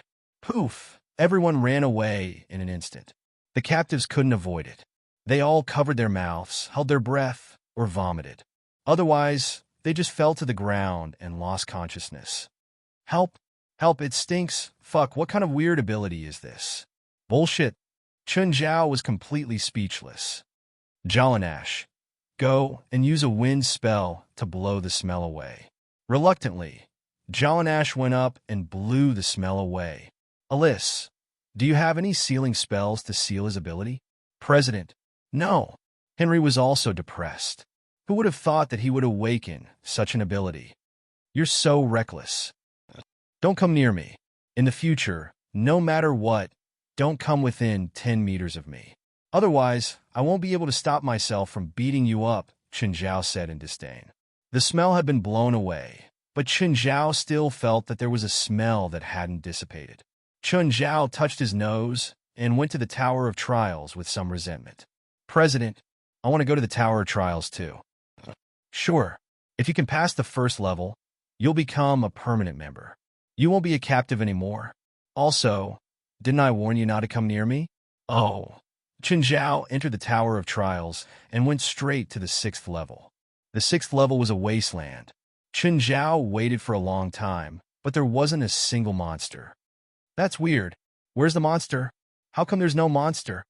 Chen Zhao waited for a long time, but there was still no monster. Chen Zhao started wandering around the wasteland. Suddenly, Chen Zhao saw a huge hole in front of him. Immediately, a black hand reached out from the abyss. Such a familiar black hand. The hand seemed to be climbing up the edge with all its might. Soon, a tall figure climbed out of the hole. It was a 30-meter-tall giant. It was completely black. Chen Zhao stared at the hand, the huge black palm. Abyss Demon. This demon was called the Abyss Demon. Was this the monster of the 6th level? It seemed to be the only one. However, this abyss demon was stronger than all the monsters he'd encountered before. Chapter 1047. Chen Zhao looked at the abyss demon. This demon was clearly not the one he'd encountered before. But no matter which one it was, Chen Zhao had to defeat it. The abyss demon's huge fist had already descended. The mouth of gluttony and eye of power opened at the same time. Taking the punch head-on, Chen Zhao retreated a dozen steps while the abyss demon took one step back. They were very close in terms of strength. However, the difference in size still resulted in different resistances when they received force. It was like the same force falling on a wall, but the result would be different if it landed on a person. Due to the difference in size, their resistance to power was also different. The abyssal demon abruptly jumped 100 meters into the air, followed by a flying kick from the sky. Chen Zhao immediately dodged the kick, but the attack was like a meteor crashing to the ground. It also created a huge impact. The dark origin liquid instantly turned into a huge curtain that blocked the abyssal demon's attack. When the abyssal demons attacked again, the dark origin liquid suddenly turned into countless blades. In the past, Chen Zhao had never been able to condense the dark serum into sharp weapons. But after the second awakening with Nasamarazal, not only did he have more dark serum, but he could also control it more easily. The dark serum instantly attached to the abyss demon. Then, it ravaged the demon's body. It was as if countless blades had been thrown into the abyssal demon's body, continuously cutting its flesh. The abyss demon's body was cut into a bloody mess. Although the abyss demon had strong recovery abilities, it couldn't stop the dark serum's mincing mode. In the end, the abyss demon was cut into countless pieces of flesh. Rating: A+. Save and leave, or enter the next level. Chen Zhao saved and left. There were many people outside the Tower of Trials now. Gaia was outside too. Chen, how was the 6th level? I passed, but I'm not satisfied yet. I want to go in again, Chen Zhao said. What about you? I passed the 2nd level, but the flying demons on the 3rd level are too fast. I couldn't handle them at all, Gaia said. Since you passed the 6th level, you can't go there again, right? Start from the beginning, Chen Zhao said. Chen Zhao was the only person who could enter the Tower of Trials continuously without a cooldown. After all, Chen Zhao was the master of the tower. If others failed, they would be in a 2-day cooldown. He entered the Tower of Trials again, starting from the 1st floor. Chen Zhao cleared the levels as fast as he could, all the way to the 6th floor. Chen Zhao had re-entered because he felt that he might encounter more abyss demons in the future. Therefore, Chen Zhao had to learn more about abyss demons. The battle just now had only given him a very basic understanding of the abyssal demons. So, he didn't plan on using the dark serum this time. Instead, he chose to fight in a different way. In this second encounter, Chen Zhao had a better understanding of the abyss demons.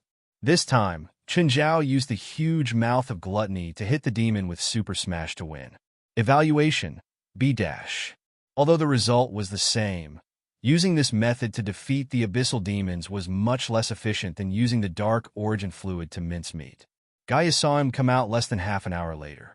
How come you're out so soon? Let's do it all over again. I plan to fight in a different way. Gaia was speechless. She had worked so hard to pass 2 levels. But Chen Zhao had easily passed through the 6th level and kept on fighting. This time, after reaching the 6th floor, he used the zither to fight. With the zither and the 12-stone swords, the efficiency was even higher. Compared to the 1st floor, he was even more efficient at using the dark serum. The blades formed by the dark serum couldn't reach Chen Zhao's own attack power. But using music to control the 12-stone swords was like 12 Chen Zhao at full strength attacking at the same time. Of course, the damage was higher. This time, he got a 3S+ rating. After a night, Chen Zhao kept going in and out. In total, he killed the abyss demons 9 times. As a potential enemy, Chen Zhao had a deep understanding of the abyss demons. He had a comprehensive understanding of their strength, abilities, and even their attack methods. Chen Zhao came out for the 10th time and saw Henry sitting on the ground before the tower. What's wrong? I failed, Henry said, depressed. You failed? Chun Zhao wasn't surprised. After all, Henry had just awakened. Plus, he didn't know how powerful his weird ability was against monsters. It's fine. You can be a temporary member of the association for now, Chun Zhao said. You still have a lot of room for development. President, really? After all, Chun Zhao was an expert in this, so his words were very encouraging for Henry. Of course. President, I'll try my best. Stop. Don't come near me. Chun Zhao's heart jumped. Oh, I'll give you a mission. Are you willing? President, I'm willing. I'm very willing. What Henry needed the most right now was someone who could acknowledge him. For him, Chun Zhao giving him a mission was no different from acknowledging him. David, I want to send someone to the detention room with that old asterisk shoulder on. Chun, your father-in-law hasn't come out yet, and you want to send someone in? Do you want me to die? I'm serious, Chun Zhao said. Also, he's going involuntarily. You just need to send him to Lawrence cell. Oh, a gangster? A smile appeared on Chun Zhao's face. You're not thinking of killing your father-in-law, are you? Of course not. Chun Zhao didn't want to kill Laurent, but he could at least disgust him to death. Chun Zhao didn't go home for the whole night. After giving some instructions to the headquarters, he went home. He had already called Fei Lai last night and told her that he wouldn't be coming home. When he got home, he saw that Four was there too. Hi, Chun. Hi, Four. When did you come? Four glanced at Chun Zhao. I heard you sent Dad to jail. No, it's all a misunderstanding. I'm talking to the police now. I believe Laurent will come out soon. As if I believe you. Four rolled her eyes at Chun Zhao. Fei Lai was the only one who thought that Chun Zhao and Laurent were in love. Four already knew about their relationship. But your house seems to be haunted. What? Haunted? Chapter 1048. Chun Zhao's expression was strange. He'd seen many green lights on the lake in the middle of the night. It was most likely Little Nine coming out at night. However, Chun Zhao also had a headache because Little Nine grew the fastest out of all of them. Little Nine was already more than 20 meters long. Because of its growth, it was getting more and more uncomfortable in the basement. After all, it was so big that it needed more space to move around. And before long, Little Nine's body would grow even bigger. Maybe even bigger than Amon. Amon's body had stabilized in the past few months. This was his limit in the human world. But Little Nine was different. It wasn't a demon. It was a magical beast in its original form. So, it would grow in an extraordinary way. By then, even Mirror Lake wouldn't be able to hide its true form. Chun Zhao thought for a long time, but couldn't think of a solution. Just then, Fei Lai came downstairs. Seeing Chun Zhao, she walked to his side. Chun, what are you thinking about? Just now, Four said that she saw green lights on the lake last night. It's Little Nine, right? Yes. Chun Zhao nodded. Little Nine's too big now. Not even 1/3 of Amon's size. It's different. Chun Zhao shook his head with a bitter smile. Oh, in another year, Little Nine might be the same size as Amon. By then, our basement won't be able to hide Little Nine. Then what should we do?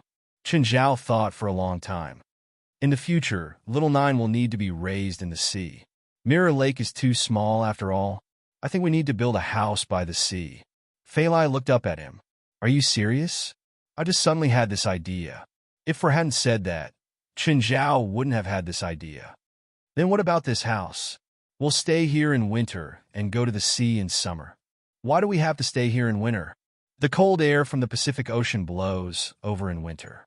If there aren't tall buildings blocking it, even if we can stand it, the child won't be able to.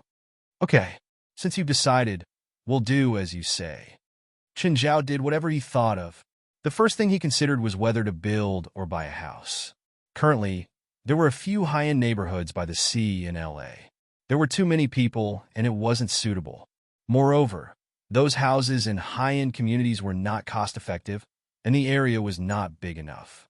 Therefore, if he wanted to buy something, he would have to buy something that was relatively remote, at least in a relatively remote place.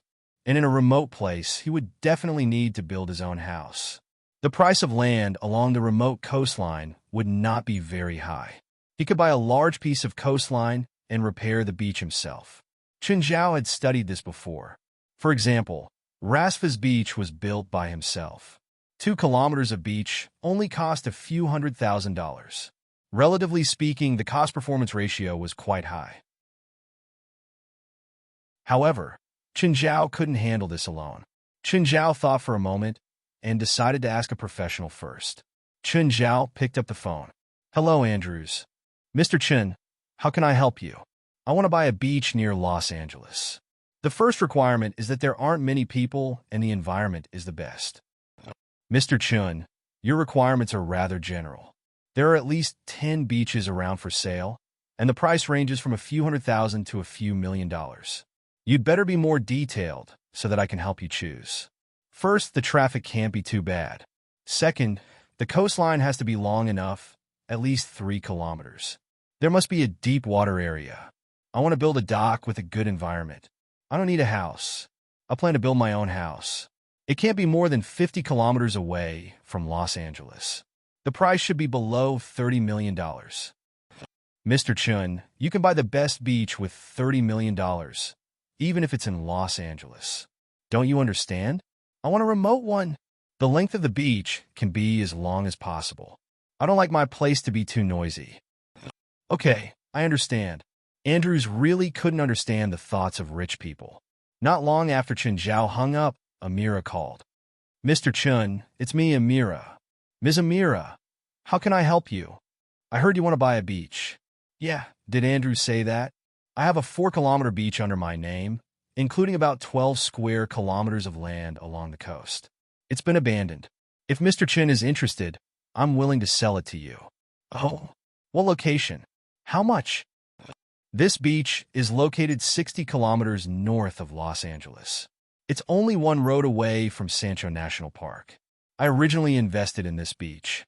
The Los Angeles city government wanted to build a public beach there, but after the Marine Department's investigation, they found that it was a shark nest. There were at least 10 great white sharks wandering nearby, causing the plan to be put on hold. This beach has been rotting in my hands ever since." "Shark's nest?" Chen Zhao actually hoped for a few more sharks. Otherwise, Little Nine wouldn't have enough to eat. However, Little Nine would probably be able to chase away all the large fish in less than 3 days after moving there. "How much?" "I bought it for $10 million. Then I'll pay $10 million. I want this beach." "Oh, are the sharks still there?" "Mr. Chun, do you need me to find someone to chase the sharks away?" "No, don't chase them away. Leave them for me." Amira was speechless. If a shark appeared on someone's beach, they'd definitely find a large number of fishermen to chase it away. However, Chen Zhao's tone was actually a bit excited. He didn't care about the sharks at all. In fact, he was very happy about it. Of course, Amira had seen Chen Zhao's scary side. She also believed that a few sharks wouldn't be a threat to him. "Okay, when are you free? Let's go see the beach together?" "I'm free today." "Are you free?" "Sure. How about this afternoon?" Chen Zhao covered his phone. "Fei Lai, how about we go down and I go see the beach?" "Great. Did you find the beach so quickly?" "Coincidentally, a friend wants to sell a beach." "Okay." Just then, Fe heard the noise and walked out of the kitchen. "Chen, you want to buy a beach?" "Yes." "Why?" "You said that our place is haunted, so I want Fei Lai and the kids to change the environment." I was just saying." "Did you really take it seriously?" Fe asked in astonishment. "It's not bad to change the environment occasionally," Chen Zhao said. "Where is it? I want to go too." "I'll go too," Winip said from upstairs. This family's ears were all so sharp. Chapter 1049. This time, it was a family trip, so Chen Zhao drove the RV. Little Jerlin was very excited when she saw the coastline. She kept patting the window, her mouth pressed against the glass. See, yeah. Ha. Chun, the beach you want to buy is really far, Winip said. Mom, I asked Chen to buy it further away, Fei Lai said. She knew what Chen Zhao was thinking about. The air would be much better away from the city, and no one would disturb them. Even if they wanted to go to the city, it would only take half an hour. After leaving the city for 50 kilometers, the RV went into a small road. After about 1 kilometer on the road, The car stopped. "If you want to live here," Winnip said, "we have to repair the road from Mountain Town to Mirror Lake." When we built the house at Mirror Lake, the road from Mountain Town to Mirror Lake was several kilometers long. After Jerlin got off the car, she was already running toward the beach. However, For stopped her. The beach below was still a primordial gravel beach. Going down there to play wasn't the least bit entertaining. If people wanted to live and have fun, the beach had to be repaired. The gravel had to be cleared and fine sand had to be covered. This wasn't a difficult project. It only cost a few $100,000 to build a few kilometers of high-quality beach. Chun Zhao looked at the surroundings. Behind him was a large green mountain. The Green Mountain was Sandra National Park. It was less than 2 kilometers from the coastline. Chun Zhao took out his phone. "Miss Amira, my family and I are here." "I'm here too. Where are you now?" We stopped at the end of the road. A while later, Amira found Chun Zhao's family. She only brought 2 bodyguards and a lawyer with her today. "Hello, Mr. Chun. This is Miss Winnip." Chun Zhao introduced them to his family. Amira was quite good at socializing. Soon, she and Winnip began chatting animatedly. "That's the cliff, right? Is it also for sale?" Chun Zhao asked. Amira looked in the direction of the cliff and nodded. "Yes, that cliff is the center. It extends 4 kilometers to the left and right, and the total length is 8 kilometers. Including the forest behind it, the total area is 12 square kilometers. The sea area is 50 square kilometers," Amira said. At this time, Winnip raised an objection. "A cliff in the middle cuts off the entire coastline. This will damage the entire coastline and the senses." Amira glanced at Winnip with a smile, but she could tell that the real decision-maker was still Chun Zhao and Fei Lai. Therefore, she mainly explained to Chun Zhao that cliff is a giant rock layer. The ground is very solid. If you build a villa on it, it'll be expensive, but it's very sturdy. You can also build a house with paneling. This type of house will be more resistant to coastal storms than normal coastal buildings. It'll also have a better field of vision. Think about how much enjoyment it'll be to have a full field of vision. Fei Lai and Chun Zhao exchanged glances. They indeed hadn't considered this before. But after listening to Amira's words, they all had new ideas about the new house.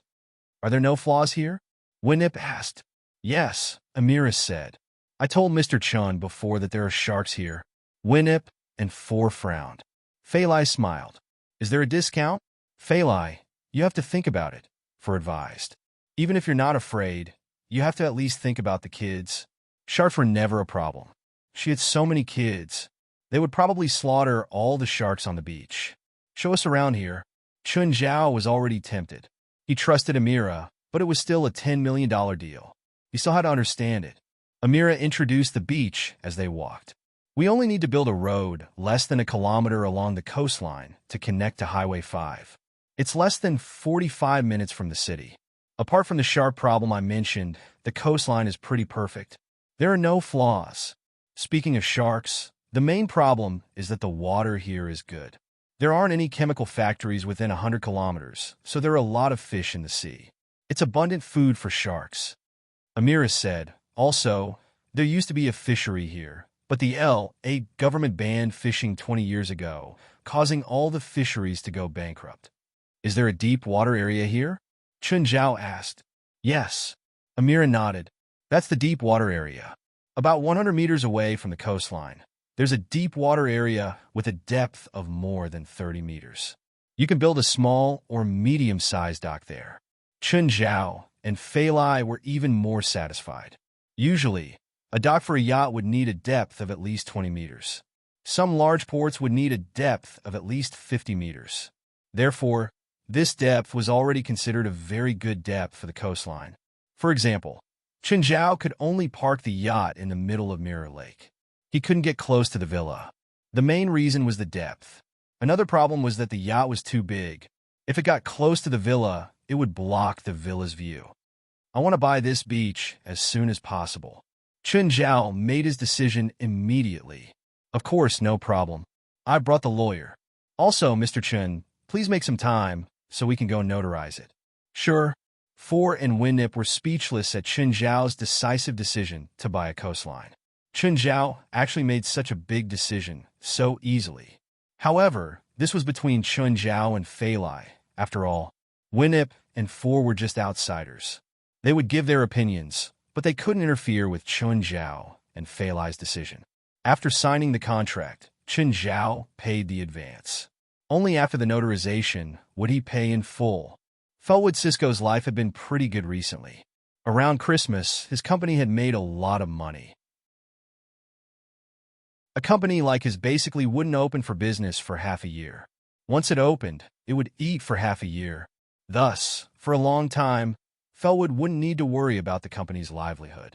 Just as Felwood was drinking red wine in his office, the phone rang. The phone rang. Felwood picked it up. "Hello, who is this?" "I'm Chun Zhao, Mr. Felwood."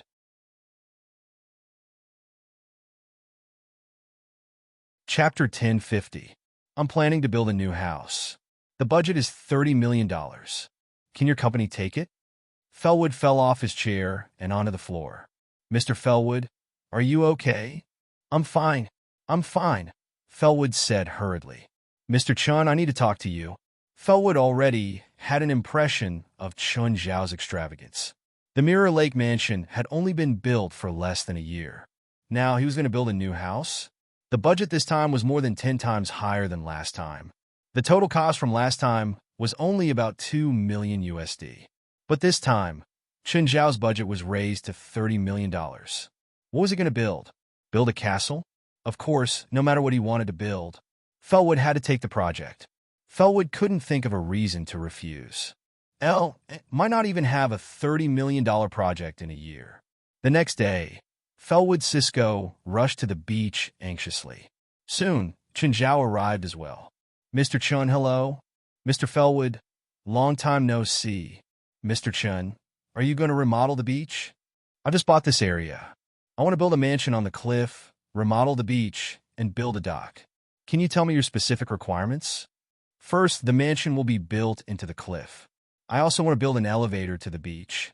I want the windows facing the beach to be seamless annular glass.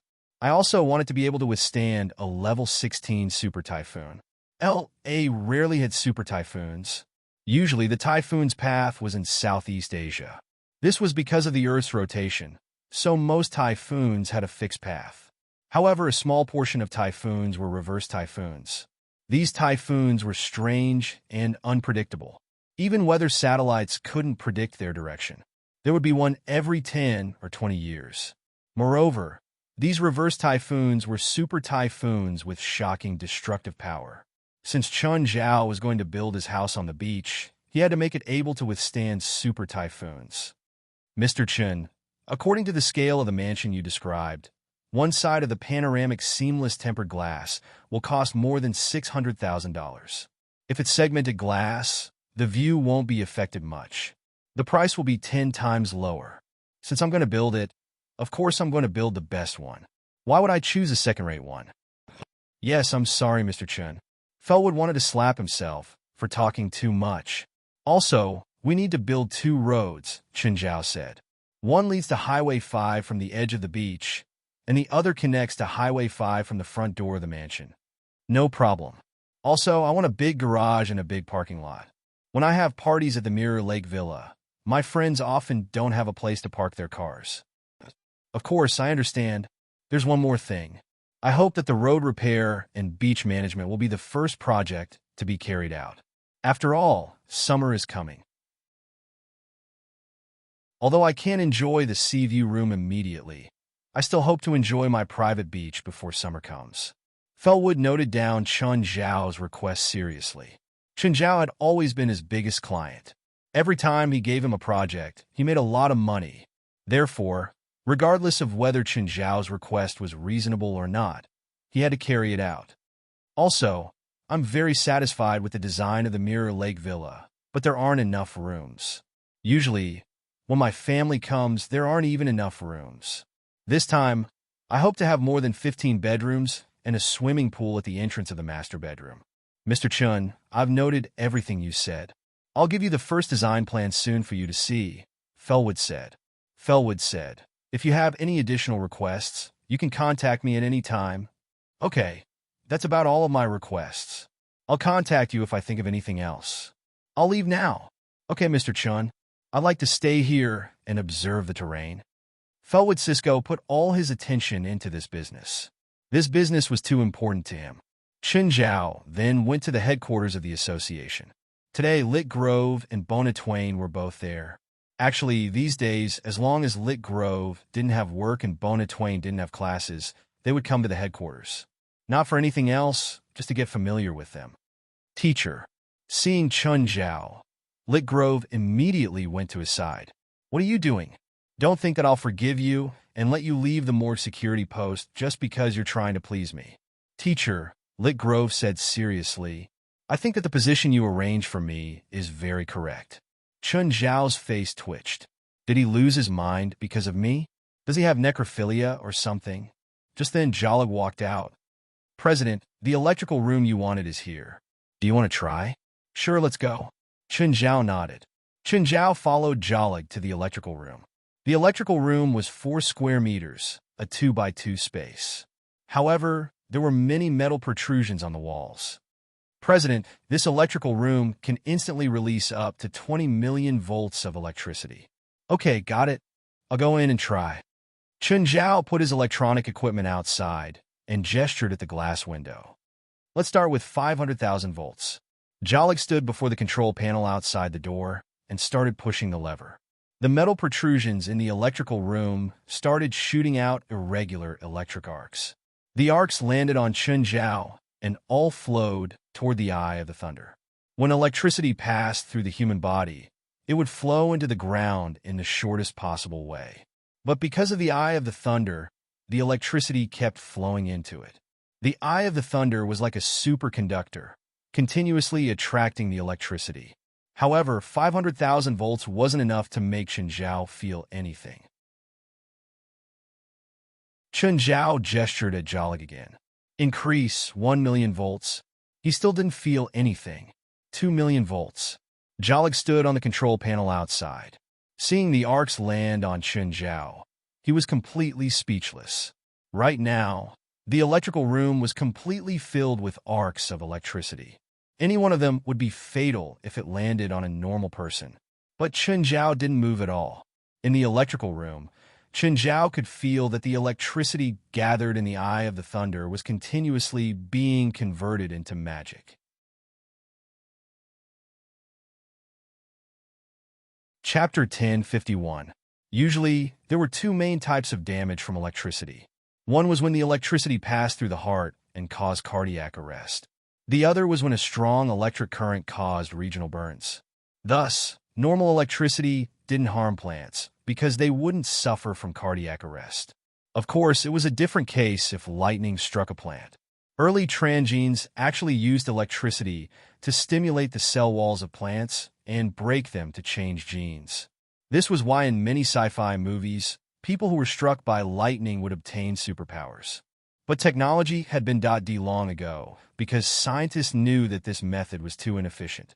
The electricity Chen Zhao was facing now didn't pass through his heart. It was absorbed by the eye of the thunder. This was why Chen Zhao could avoid getting hurt. Of course, Chen Zhao's resistance to electricity was quite high. Electricity was the 2 most important ways to harm the human body. Since cardiac arrest and burns couldn't affect them directly, Chen Zhao was already immune to electricity. Of course, if Chen Zhao encountered an electric current that could evaporate him one day, it would be a different story. But even in the natural world, it was like a large-scale thunderstorm, releasing billions, tens of billions, or even hundreds of billions of watts of electricity would be done over hundreds or thousands of lightning strikes. It wouldn't be released instantly. Some weaker lightning strikes in the natural world might only have a few thousand or tens of thousands of volts. Thus, natural lightning probably wouldn't be able to kill Chen Zhao. Increase 5 million volts. Chen Zhao made another gesture. By now, the electricity in the room had almost covered the entire room. But the other connection point wasn't Chen Zhao's body. It was the eye of the thunder on his arm. Electricity would only flow in the shortest and least energy-consuming way. Chen Zhao's eye of the thunder was the shortest connection. As a result, Chen Zhao faced the power room more easily than before. The electricity in the eye of the thunder was still not full. Chen Zhao didn't know how much electricity the eye of the thunder could absorb. Chen Zhao asked Jolig to increase the voltage to 20 million volts. By now, the room was already covered in light. Standing outside, Jolig couldn't see the situation at all. Inside, Chen Zhao felt that his magic power was completely filled. But the eye of the thunder itself seemed to be a battery. It wasn't just an energy converter. It was also a battery that could be charged. Ka-ka-cha. At this moment, the console outside the power room began to smoke. Oh no! Jolig quickly cut the switch. Chen Zhao was enjoying the process because he felt that after his magic was filled up, it seemed to be transforming it. But this process was suddenly interrupted. Chen Zhao walked out of the power room and looked at Jolig in annoyance. Why did you suddenly stop? President, it's a short circuit, Jolig said helplessly. How long will it take? I'm guessing that the circuit is completely fried. It might take a few days to fix. Jolig was afraid of Chen Zhao. In an environment that could kill almost all living things, Chen Zhao was completely unharmed. He was awed by this terrifying ability. Forget it. Let me know when the power room can be used again. Chen Zhao felt the magic in his body. He felt light as a feather. The weight of his body seemed to have decreased a lot. When one's magic power reached a certain level, it could lift one's body. Chen Zhao felt that he wasn't far from that direction. Actually, Chen Zhao was quite envious of Gaia. She was the only one in the association who could fly on her own. Chen Zhao wasn't the only one. Everyone in the association was envious of Gaia. Chen Zhao felt that he had to work hard too, so that one day he would be able to soar in the sky without any assistance. Teacher. Seeing Chen Zhao come out, Ritter Grove walked over. Great, help me test it. Test what? Speed, Chen Zhao said. Find a stopwatch.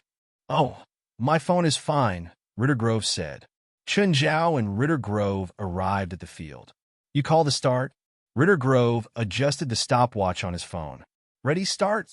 Chen Zhao dashed out like an arrow. 1 second, 2 seconds. Chen Zhao had already finished a 200-meter field. Ritter Grove's mouth hung open. He stood there, stunned. He completely forgot to press the stopwatch to end. Fast, it was simply too fast. He felt like Chen Zhao had completely turned into a bolt of lightning. Even the fastest sports car he'd ever seen had never been this fast. How is it? How much? Teacher, I forgot to press it. You're too fast, and the distance is too short, Ritter Grove said. This field isn't good for testing.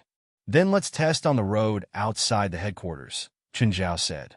Chen Zhao and Ritter Grove chose a road that was 20 kilometers long. It was a forest road that led directly to the headquarters, so there wouldn't be any outsiders other than the association members. Under Ritter Grove's command, Chen Zhao sprinted out. Chen Zhao released his speed without holding anything back. Even Chen Zhao found it hard to control his speed. Suddenly, a car appeared in front of him. Unable to control his direction, Chen Zhao crashed into the car. Boom! The car was smashed into pieces and a figure flew out.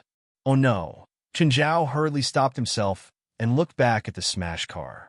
Then he saw Gaia standing beside the scrap metal, her entire body burning with flames. Chen, did you attack me just now? Chen Zhao's expression was helpless. I was testing my speed. I didn't expect to crash into your car. Gaia was speechless. She didn't see it clearly either. She thought that it was an attack, but it was actually Chen Zhao testing his speed. Gaia looked back at the smashed car. You have to pay me. Chen Zhao wanted to cry. So unlucky. Ritter, what are you doing here? Wes came to Ritter's side. He realized that Ritter was holding his phone, as if waiting for something. I'm helping teacher test her speed, Ritter Grove said.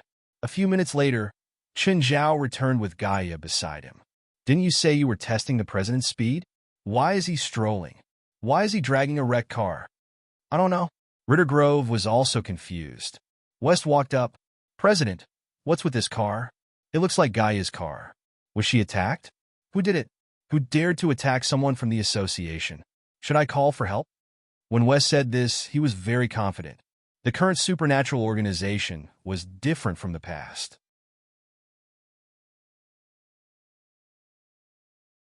Chapter 1052. It's Chun. He crashed my car like this. Gaia glared at Chun Zhao. Chun Zhao shrugged helplessly. I couldn't control my speed just now. It's almost impossible to change directions at that speed. But it's too dangerous to test on the road like that, Gaia said. If it wasn't my car and someone else was in the car, they might die on the spot.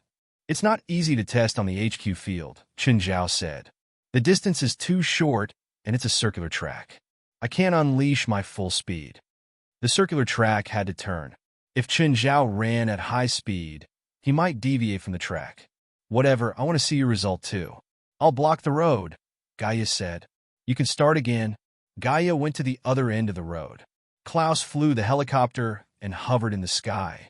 Many people in the association came out to watch. Chun Zhao prepared himself with a professional start. Wes fired a shot into the sky. Chun Zhao shot through the air like an arrow. Everyone behind him felt a gust of air pass by. Compared to the first time, Chun Zhao was more relaxed. He focused fully on running. The trees on both sides of the road kept retreating. Gaia, who was 20 kilometers away, could already see Chun Zhao running toward her. It was a ball of fire that was charging forward, bringing with it an oppressive feeling. When Chun Zhao reached Gaia and turned around, he was still pushed dozens of meters away by inertia. Only then did he turn again. Then he turned again and sprinted forward. Gaia wanted to compete in speed, so when Chun Zhao turned around, she also ran out. But Chun Zhao passed her in the blink of an eye. At the same time, she couldn't even see his back. Whoosh! Chun Zhao crossed the finish line with a gust of air. Lit Grove also pressed the stopwatch. How was it? How long did I take to run 40 kilometers? Chun Zhao asked when he returned to Lit Grove. 301 seconds. Minus the time to change directions, it's 300 seconds, or 5 minutes. Everyone gasped. He'd run 40 kilometers in 5 minutes. No one could run faster than that on land, right? Running 8 kilometers in a minute was about 130 meters in a second. This meant that Chun Zhao's speed was around 480 kilometers per hour. Not long after, Gaia also returned. Chun, you're too fast. Gaia exhaled. Everyone thought so as well. Gaia had wanted to compete with Chun Zhao in terms of speed, but the result made her despair. Chun Zhao's speed was probably only comparable to the fastest train. Chun, what would happen if you collided with a train? I haven't. Chun Zhao shook his head, but I never want to try it. According to calculations, the train will deviate from the track due to the impact, and the front will be completely destroyed, Lisa said. She also looked at Chun Zhao as if she was looking at a monster. That shouldn't be the case. My strength is indeed great, but the train's strength should be even greater. I shouldn't be able to run into the train. Chun Zhao estimated that his strength could reach around 150 tons. This kind of power might be powerful enough for a living creature, but for some machines, it was far from enough. That's not how it's calculated. The greatest force of a train is about 200 tons of kinetic energy when it starts. After accelerating to a certain speed, the kinetic energy is converted into potential energy. Because of inertia, some Hercules can pull a locomotive, and a fully loaded train can have a potential energy of up to 10,000 tons. However, this potential energy is a linear motion. Compared to a train, the impact of the president is a point impact. Lisa glanced at the completely wrecked car beside her. Just like this car, if the president collides with the train, the metal layer of the front will be pierced. Then the impact will spread and destroy the train's potential energy balance, causing the train to derail. Everyone was confused. They felt that Lisa's words were very sophisticated, but they didn't understand a single thing. Chun, do you remember that you fell from 7,000 meters into the water tower and came out unscathed? Gaia asked. Hearing Gaia's words, Lisa looked at him with an even stranger expression. You didn't die from a fall of 7,000 meters? Do you want to challenge higher up in the sky? Air? No. Come and give it a try. Don't be too high. Just 100 meters will do. I can't die from a fall of 7,000 meters. 100 meters shouldn't be a threat, right? I'm not talking about landing on the water. I'm talking about landing on the ground. Air. 100 meters is too high. Let's go with 10 meters. Everyone rolled their eyes. 10 meters? If Chen Zhao jumped with all his might, he could probably reach more than 10 meters. I'll take you up. Gaia turned into a fire dragon. Grabbing Chen Zhao, she charged into the sky. Enough, enough. Too high, too high. It's more than 50 meters now. Don't go higher. Chen Zhao panicked. Chen, ready? I'm going to release. I'm not ready. I'm not ready. Ah! Chen Zhao screamed and started falling down. Ah! Ah! Bang! Chen Zhao's feet landed firmly on the ground, completely unharmed. But by then, the cement ground had already cracked. Chen, how do you feel? Gaia landed beside Chen Zhao. You're just bullying me because I can't fly, Chen Zhao said, depressed. Let's try the height of 200 meters, Gaia said eagerly. No, don't resist. I'll take you up. Helplessly, Chen Zhao was dragged into the air by Gaia again. Chen Zhao screamed again and fell to the ground. This time, a spiderweb-like crack appeared on the ground. You're unscathed from 200 meters. Let's try a higher altitude, Gaia said. There's no need to try. For a normal adult, falling from a height of about 200 meters due to gravity is already their limit.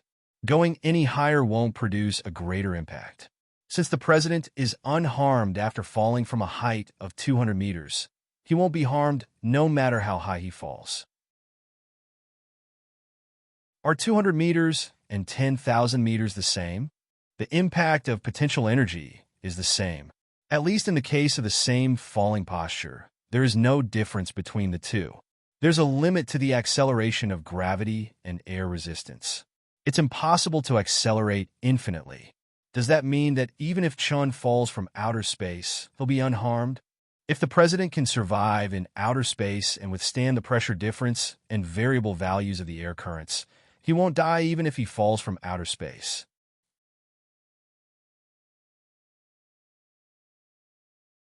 Chapter 1053. President, I can get a space shuttle, Wes said. Do you want to try it? Fuck off, Chen Zhao said, glaring at West. You'll die for no reason tonight. Everyone felt regretful that they couldn't watch Chen Zhao fall from outer space like a human meteor. West looked at Chen Zhao's back. I really don't know if human weapons can kill the president. Nuclear bombs should be possible, someone said. Chen Zhao paused and turned to look at West. I can't get a nuclear bomb. West was really afraid that if he said he could get a nuclear bomb, Chen Zhao would kill him right away. In reality, Chen Zhao knew his own limits. He wasn't as unkillable as imagined. Even without nuclear weapons, there were many conventional weapons that could hurt or kill him. For example, some guns and large-caliber sniper rifles could break Chen Zhao's defense. There was also the legendary Metal Storm. Chen Zhao had seen quite a few guns by now, but he still hadn't seen Metal Storm, the legendary terrifying machine gun with a firing rate of 1 million bullets per minute. It could even turn a tank into scrap metal. Chen Zhao knew that his defense definitely couldn't compare to a tank. There were also all sorts of modern weapons that could hurt Chen Zhao. For example, explosive bombs, armor-piercing bombs, and air-fuel bullets. These conventional weapons could kill Chen Zhao. Stop trying to kill me. If you want to play, then everyone can do it together. I'll do the same to you. That's only fair.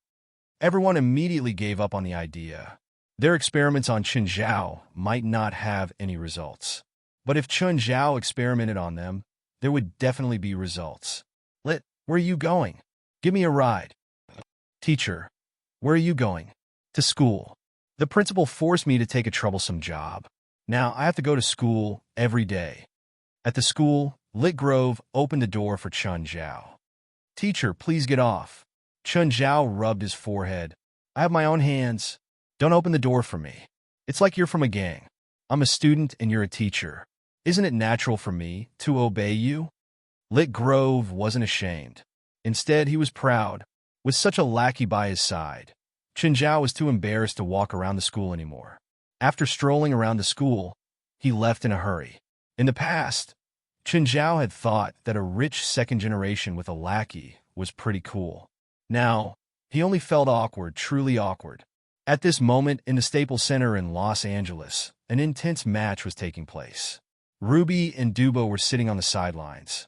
Because of their injuries, They had missed 2 consecutive games. Of course, as members of the HR team, their thirst for victory was the same. So even though they were substitutes, they still cheered for their teammates on the sidelines. In fact, both of their injuries were almost healed. It had to be said that after Chen Zhao's treatment, they indeed recovered quite well. Of course, the main reason was that their injuries weren't very serious to begin with. Coupled with the timely treatment, they recovered very well. In fact, they were almost ready to play, but because of the conflict within the team, Coach Simpson still had some complaints about them and kept them on the bench. However, the situation on the court was not optimistic. It was already the 3rd quarter, but their team was 12 points behind. Of course, anything could happen on the court. However, the chances of this happening were not high. Dubo was a functional player, while Ruby was a star player. The two of them were very useful on the field. Now that they were absent, the HR team's matches were extremely difficult. Especially against strong opponents, victory or defeat could be decided by a hair's breadth. Pass, pass. Ruby stood up and yelled at his teammates. Beautiful, 3-pointer. They had caught up by 3 points, but the situation did not improve. The HR team was being suppressed. Just then, in a collision, a member of the HR team was knocked to the ground. Foul, foul. Ruby, Duba, and the other substitutes all yelled. The referee also gave a foul and a free throw. However, after that member of the HR team got up from the ground, he kept holding his shoulder. Kohler, are you okay? Coach, I think my shoulder is dislocated. Kohler's expression was very painful. Doctor. Simpson asked for a timeout and took Kohler off the field. The doctor ran over and checked Kohler's injury. How is it? Is Kohler okay? The doctor shook his head with a serious expression. He seems to have an injury to his shoulder blade. He can't continue playing and needs treatment. Is it serious? It's very serious. He can't continue playing even Kohler's entire season. The doctor shook his head and said. Everyone's faces were covered with a layer of shadow. Kohler's position on the court was very important. He was the core. If he couldn't play, they would definitely lose this match. More importantly, if he was gone for the entire season, then the HR team would very likely lose the chance to compete for the championship. Give me pain relief. It hurts. It hurts. Doctor, give me pain relief. The doctor looked at Simpson. Pain relief wasn't something that could be used casually. Even the doctor couldn't make the decision. Normally, if a player was injured on the court, then they had to first diagnose it before deciding whether or not to use morphine. If it was a minor injury, then even if it hurt to death, it shouldn't be used. Because if morphine was used, then it definitely wouldn't pass the urine test. There were oral pain relievers, but they definitely weren't as effective as morphine. Let's go to the hospital for a checkup first. Although Simpson was also very anxious, he still resisted and didn't let Kohler use the pain reliever. The match started again, but they had lost another star player on the court. The situation was even more one-sided. Simpson's voice was hoarse from all the shouting, but in the face of such a crushing defeat, he was powerless. In the last minute, the score difference was 20 points. This was the worst loss they had suffered in the past 3 seasons.